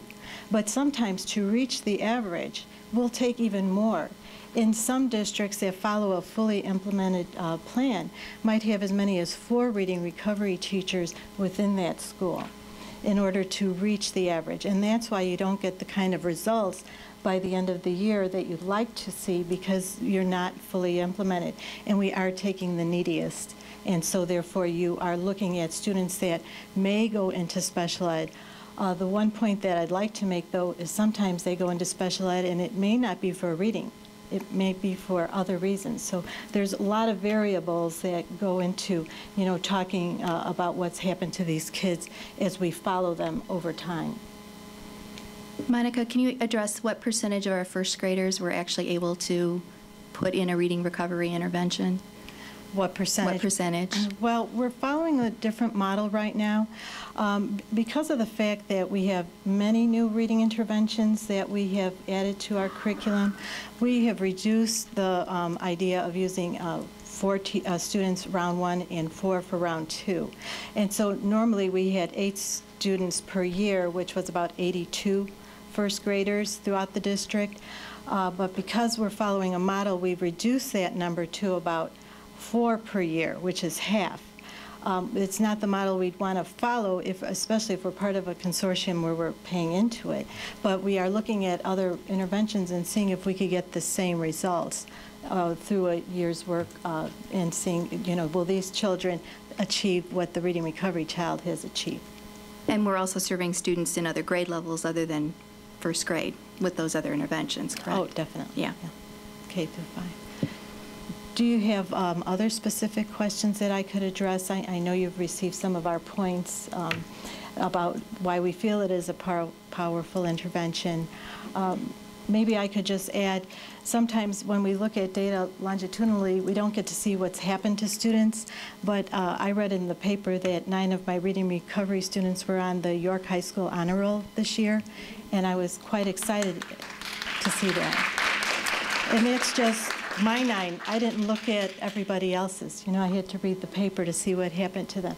So there's a lot of good benefits that come along with the program that we don't get to always see because data shows us one thing. But what it does for the child and their confidence, you can't report on data. They come in and they're very, very unsure of themselves, and to make them feel like readers as they walk out, they're all set for life, and there's no greater gift than to know that you've helped a child learn how to read. Mrs. Iacono, in terms of us building capacity, you know, we're looking at building capacity for all teachers. We're looking at developing an ELL cohort of teachers to get their certification and developing capacity. Can you speak a little bit to some of the training that a group of you that from diverse backgrounds, not just the reading intervention teachers had went to, some of I think it's called the core training. Mm-hmm. Can you talk a little bit about the value of that, mm-hmm. and how that might be, you know, a beneficial strategy going forward for not just reading specialists, but other teachers as well, as we try to work with kids? This year, there's 5 of us representing the elementary level. We're attending a core academy where we have some specialists from the Aspire group that are training all of us how to give back to the staff all the 5 areas of reading when we talk about phonemic awareness, phonics, fluency, vocabulary, comprehension, and how we can use a model where we can train them so that they have ongoing support with any area that they can start to deliver these things in the classroom. So we're looking at a training model so we can deliver that to all staff. And so we are learning a great deal through this training and very pleased that we could offer this and looking for some creative ways to deliver this so that you might be sitting at home wanting to learn a little bit more, and there's a way that you can, you know, through technology, find out how you can help yourself, you know, hone your own skills as a classroom teacher. So we're seeing the benefits of this training. It's really been quite powerful and well run. Ms. Hirsch. Is the core training that you're talking about specific to the specific interventions that you're going to use, or is it an approach on how, in other words, does the core training, is it an alternative to reading recovery and that they're saying you shouldn't be using reading recovery as the intervention, or is it more the approach? I think it's just training you in your own skills as a teacher to become better at. It's not really another program. It's just looking at the areas of reading, no matter what grade level you're in. Because sometimes we could have 4th grade student that has a weakness in phonics that could be missed, but now the classroom teacher, instead of saying, well, it's 4th grade, I don't teach phonics anymore, will now have something in a repertoire so that they'll be able to help that child at a middle grade, where in the past, you know, if they didn't catch it at the foundation, they might go straight on. So it's really advancing all teachers with their own skills in becoming more well-versed with reading instruction. You know, you have to even go back to our own training in college. You know, you get one reading methods course, and you're supposed to teach the most important subject in the system. I mean, and so we always need ongoing training and support. I guess just Dr. Krizik, I really believe in doing a program assessment. And we've talked about that at the board table on a number of things that have been included in the list of potential cuts through the last several months. And I'm uncomfortable effectively cutting off the program that's $14,000, it's not a ton of money, until we've done a thorough assessment and evaluation of the program as it is and measure the effectiveness of that program. I'm uncomfortable with saying whether it's world languages in the elementary school or whether it's this reading recovery intervention that we're going to eliminate a program because we've heard that it's not good or we've got something else. So I would really prefer that as we bring programs and services and interventions to the board for elimination, that we have something. I mean, I've received numerous phone calls and emails and letters from the reading recovery teachers that are in the district that believe in the program. And so it's very difficult. I understand the position that you're in, that we're saying we're not sure what the consortium is going to do, but I would like to have a more finite process of making a budget cut and effectively eliminating a program.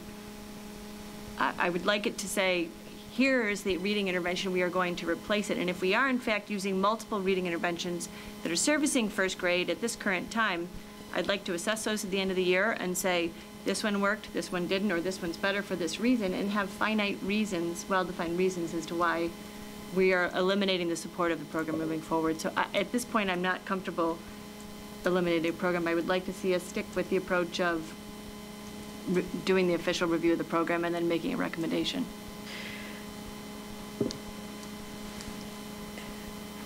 Just as we are restructuring elementary Spanish, this is, in a way, restructuring the delivery of reading intervention.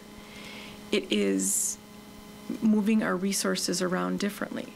The $14,000 that is spent on 10 teachers goes much further by sending larger groups of teachers through the core training, which, as Ms. Iacano said, gives other teachers in their repertoire the ability to deal in the classroom with kids that might have minor or even some significant deficits in order to help them navigate reading. So it is a way of taking that money for professional development and not only allocating it to 10 individuals, but using it differently if we had to add more if we had more professional development. If we had $14,000 in professional development, I would look at sending more teachers to core training than just being part of the consortium. Again, my opinion, but nothing in this is saying we will not be able to do some one-on-one interventions with students. We just will not be able to call ourselves a reading recovery site. We've called ourselves a reading recovery site even though we're not fully implemented. Mm-hmm. So in some ways, we are sending a mixed message about what we are as a school district. And so I think it's important to be perfectly honest about that. And so I don't necessarily think that we are abandoning the concepts related to the Reading Recovery Program. And I would hope and I would expect that just as the elementary Spanish teachers that were passionate about their program, that the reading intervention staff would be passionate about their program. I mean, we have, teachers are going to be passionate about what they teach. So I would fully understand why they were so passionate about wanting to retain that. Mm-hmm. I think that we're looking just for flexibility in how we approach meeting the multiple diverse reading deficits of our students. So I just really feel it's necessary to make that point. And again, I will say to you today, it will not be $14,000 next year. It won't. It can't be. It will be at least double that. So this, if you choose, which is you will choose this, to remove that $14,000, you are minimally looking at really you are adding $28,000 back into the budget. I'll just say minimally. I know we don't know the increase at this time. They don't know at this time. It may or may not. We don't know how much it'll go up, but it's very contingent on state funding, and we all know where the world is related to state funding at the moment. And I've talked to the folks at the State Board of Education just to try to get an idea, about what it might even look like, and they're not able to even make a guess because it's all funded out of the Reading Improvement Grant that we're hearing is going to take some major hits. The projection of $28,000 is that grant's going to take minimally a 45% reduction. So if you look at that and how they reallocate and reprioritize where those dollars are going to go. The other part of the membership is the number of districts that participate in the consortium. Districts that are also facing financial difficulties may choose to withdraw from the consortium as well, which means it will increase the cost higher. And we will not know, probably sometime until July or August, what that is. So well beyond July 1. We cannot make an adjustment on this before July 1, because I don't believe we'll have enough information on what the budgetary costs are going to be before then. Yeah, I don't know when they could tell us at this point in time. They used to try to project it a little bit earlier. We would get something in April or May. They're telling me there's no way that they're going to be able to meet that timeline just because of the constraints. And Plainfield also has the option to not run the consortium, to just do it for their own district, which is something that they've told me they're also considering. So that may also happen as well. All right, thank you very much. Thank you. Any other board discussion on our general reduction topic? Ms. Hirsch? I just want to make some general comments, and I want to thank the administration for working very hard over the last 3 months. When we started in January, we were very uncertain in terms of what the state funding was going to look like. We're still very uncertain. Governor Quinn is going to be delivering his address, and then who knows where we'll go from there. That happens tomorrow. But I think we've done a fairly good job of soliciting feedback from community members, from parents. I know a number of board members have gone out and talked to different PTAs and listened to people. I think we've heard a lot from different constituents, and of course, as it always goes, the people that are going to be directly affected by the particular cut are always very vocal and supporting of their program. And I think everybody at the board table has been supportive of the programs that we've had to take a hard look at and make some decisions. And I do want to highlight some of the things that we did decide could not be affected. If I go back to the original list that we started off in the beginning of January, we have not restructured the health services. We will continue to deliver them as they have been. And we're looking, I think, to do an evaluation of that program and the delivery. We have not decided to reduce the guidance counselors at the middle school. We heard very loud and clear from parents, from community members, that those middle school years are very difficult years, and that the counseling services at the middle school are things that are greatly valued and very, very important to those students.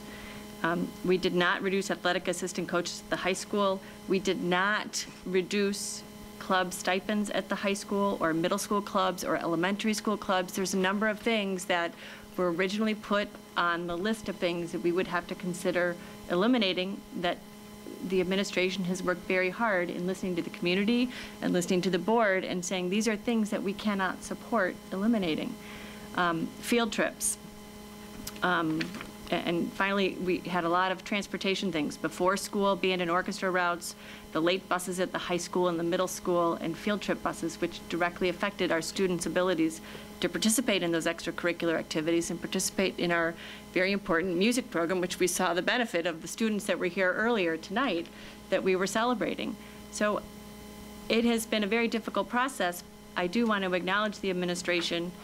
The other thing that we have added, again, based on feedback, and one of them was in particular coming from me, was the York athletic reduction. I would have liked to have seen a larger number coming out of that particular line item, but I'm happy to see it included in the new cuts, as well as the administrative salary freeze, which I think, given the situation that we find ourselves in financially, this is an appropriate thing to do.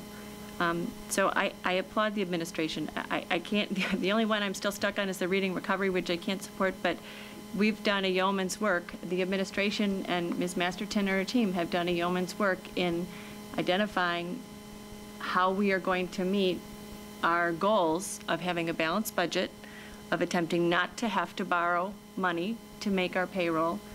I think it's been a very, very difficult process at times. It's emotional for a lot of people, and I think it's very difficult to navigate through. And while we may not have done it perfectly, I think we've done an admirable job of trying to come up with a reasonable solution to our short-term problem. With that said, we don't know where we're going to be as of tomorrow in Governor Quinn's, speech. So I think it's something that is still a moving target. We have to make a decision.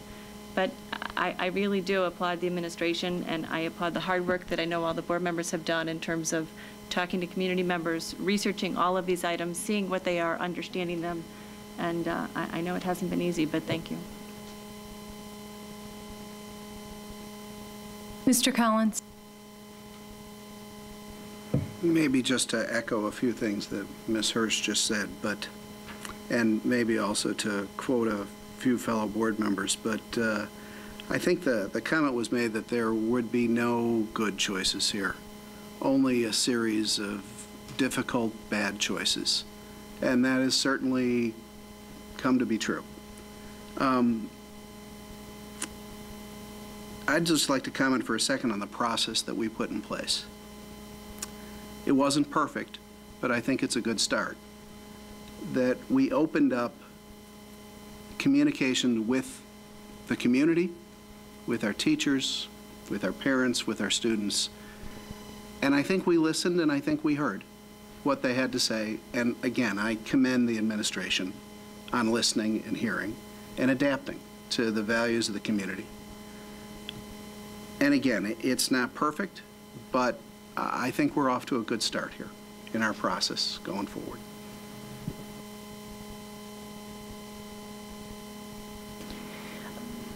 I just would like to add a couple of additional comments, and then we'll move forward on the agenda. But to reiterate, there was a lot of work put into this. This process did evolve.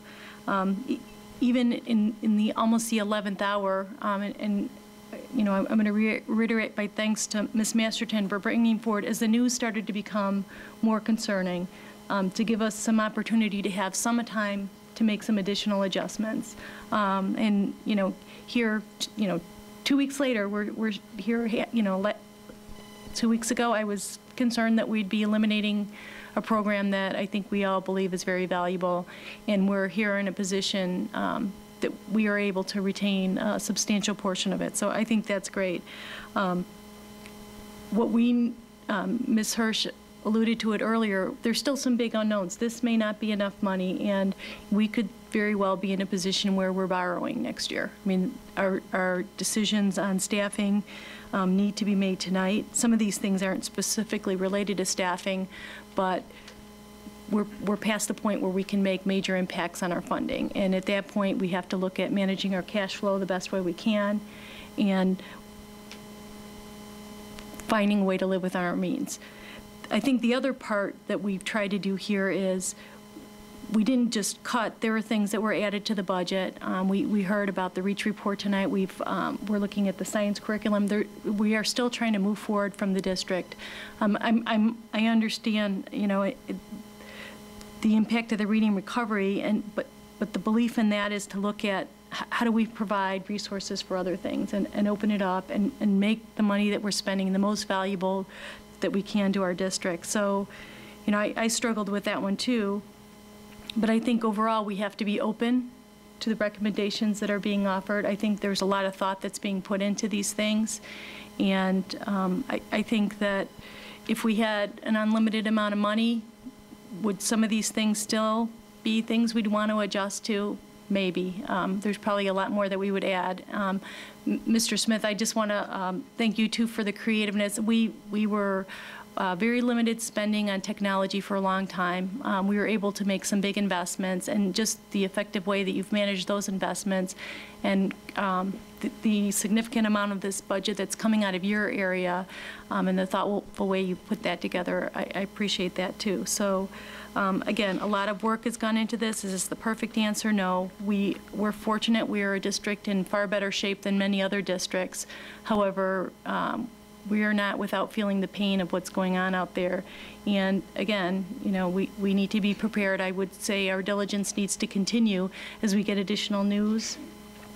We need to continue our watch, and not knowing where the economy is going to go next year, I would say to assume any major improvement is unrealistic. I think this will have to be an ongoing process that we'll have to continue to keep a component of our monthly discussions to what's happening with our finances. So thank you to the administration. And with that, we will move on to the next item, which is approval of minutes.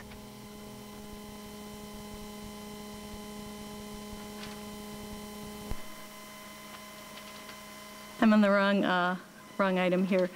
We have the superintendent's consent agenda. Is there anything anybody would like removed from the consent agenda? Seeing none, I will accept a motion. Mrs. Davy. I move for the approval of the REACH recommendations as well as the approval of the reduction recommendations. Is there a second? Moved by Mrs. Davies, second by Mrs. Duroni. Mrs. Walsh, can you please call the roll? Mrs. Davy? Yes. Mrs. Droning? Yes. Ms. Hirsch? Yes. Mr. Kralquist is absent. Mrs. Ostajic? Yes. Mr. Collins? Yes. Ms. Conroy? 6 ayes, no nays, 1 absent. The motion carries. Our next item on our agenda is upcoming meetings. We have our next regular Board of Education business meeting is Tuesday, March 23rd. It'll be here at the district's 205 Center. And following that, we have a meeting scheduled for Tuesday, April 13th, and that will be a workshop meeting. And I believe we have one additional meeting that we're trying to schedule for policy and for closed session employment of employee matters. Do we have a date set for that? Viewing everybody's results, we now have at least 6 board members that could be present on March 22nd. All 3 policy committee members were available on that day. And so if that is the date we want to go forward with, or if we want to defer that till after spring break, then we can. Doesn't give Ms. Hirsch a lot of time, but we just finalized everybody's attendance today on all of the dates. So it is, the date's now available for 6 of the 7 board members. We indicated that we might have a special closed session for employment of employee only prior to that. If we don't do a policy meeting on the 22nd, we can certainly have the employment of employee closed session prior to the 23rd. So it is, again, we have that date available, 6 of the 7. Okay, I guess I would recommend that we go forward with scheduling the policy meeting, and we can have discussion as far as whether it's appropriate to have the closed session attached to that or at a different date when all 7 board members can be here. So we will put that item out there as a scheduled meeting for policy, and then we'll follow up as far as the closed session portion. Okay, so our next item on our agenda is action on closed session items. And prior to doing that, Mr. Carlquist is our board secretary, so at the beginning of the meeting, I should have made a note that we need to appoint an acting board secretary, and I would ask Mrs. Davy if she would be willing to be that role this evening. Okay, thank you. And so we have action on closed session items related to employment of employee non-renewals. May I have a motion, please? Mrs. Davy. May I make one motion for all 4, or do they need to be separate motions?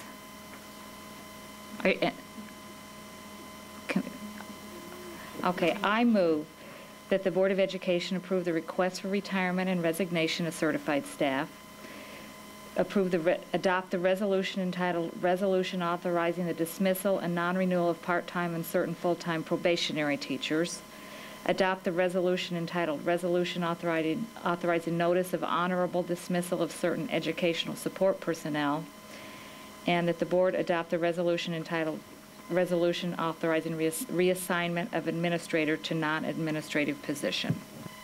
Is there a second? Second. Second by Mrs. Duroni. Any board discussion? Mrs. Davy. I would just like to say that this action is a result of the reductions that needed to be made so that we were able to bring our budget in. It's not easy when you put names with the positions of what we had to do, we had the responsibility to do, to be fiscally responsible and bringing this budget in. I think that the administration worked very hard to minimize the amount, the number of reductions and the number of people that were affected by these resolutions that I just read. And I think it's worth saying that there are many school districts that manage to this problem by just every year having a resolution to RIF all non-tenured teachers. And we choose not to do that. We choose to be much more thoughtful and careful in what we do, as it will affect the staff that we value so much. So I hope there's a recognition that we made this list as small, and we tried to minimize the painful decisions that had to be made. But I just, again, want to reiterate our thanks to the administration, because that took a lot of work to get to where we are tonight. Mrs. Walsh, can you call the, Ms. Hirsch? I just wanted to add, this is a very difficult process to go through, and I wanted to extend my thanks and my appreciation to those individuals who have worked very hard with our students, with our staff, in partnership in trying to deliver a great education to the students that they have delivered. And so while we don't get a chance to say that personally, I would like to publicly thank them for the service that they provided. And I would also like to note that one of our great long-term teachers, Virginia Highstone, has decided to go ahead and submit her resignation at this time. Retirement. I want to make sure that's right, her retirement. And I don't think this should pass without noting that she's one of the revered teachers at York High School and has provided a great educational experience for our children and challenged our staff. And I'm not the one who should probably be speaking to it because my students haven't had her, but I do think that has to be noted. We greatly appreciate all of the teachers' time, energy, and dedication to our students. And so thank you for that. Mrs. Walsh, can you please call the roll? Yeah, Mrs. Droney. Mrs. Davy? Yes. Mrs. Droney? Yes. Mrs. Ostojic? Yes. Ms. Conroy? Mr. Collins? Ms. Hirsch? Yes. Mr. Kalquist is absent. Thank you. 6 ayes, no nays, 1 absent. The motion carries. Our next item on our agenda is board communications. Are there any communications any board members would like to make?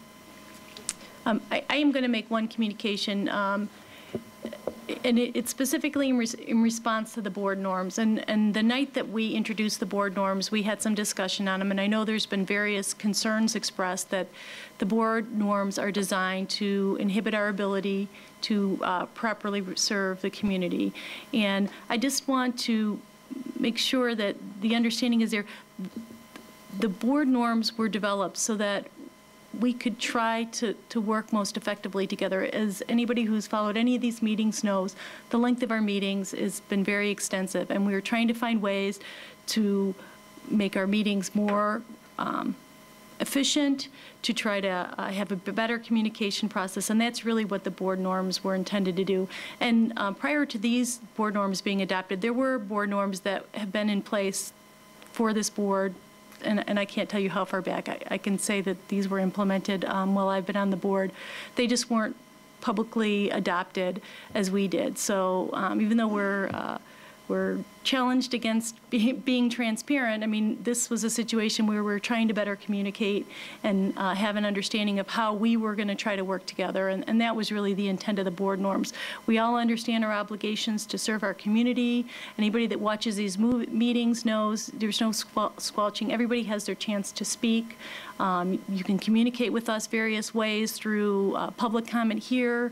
We all have emails. I think this feedback link was something that was very helpful to me when we're getting up on, 300 pages of reading. Late at night got a little bit extensive, but I would suggest that that's something that would be a tool to continue to have, just to get some general feedback information in open forum for input. So there's a lot of different ways. What we were trying to do by saying, don't walk into a building is if I walk into a building and start talking to the principal, she doesn't get the conversation from me the same way she would as another parent. And just not to give the courtesy of letting her know you're coming, having the superintendent know that you're going into one of her buildings, to have people prepare to say, oh my gosh, a board member's coming to the building. It was designed to be courtesy and to improve our communication, not to restrict our ability to serve the community. So I just think that was important to clarify. I'm sure if any board member feels like they're being restricted, we have an opportunity here for the entire community to see it, as all of the majority of our meetings are filmed also. So that's just something I felt I needed to respond to. Mrs. Droney. Thank you for doing that. And the only thing you didn't say is that the board norms were put together by all of us under the auspices of the Illinois School Board Association. We were guided to those norms by this individual as best practices, and they are not intended to prohibit minority opinions in any way. What we are trying to do is make sure that all opinions can be heard, and heard at this table, and heard by the community. So thank you for clarifying that.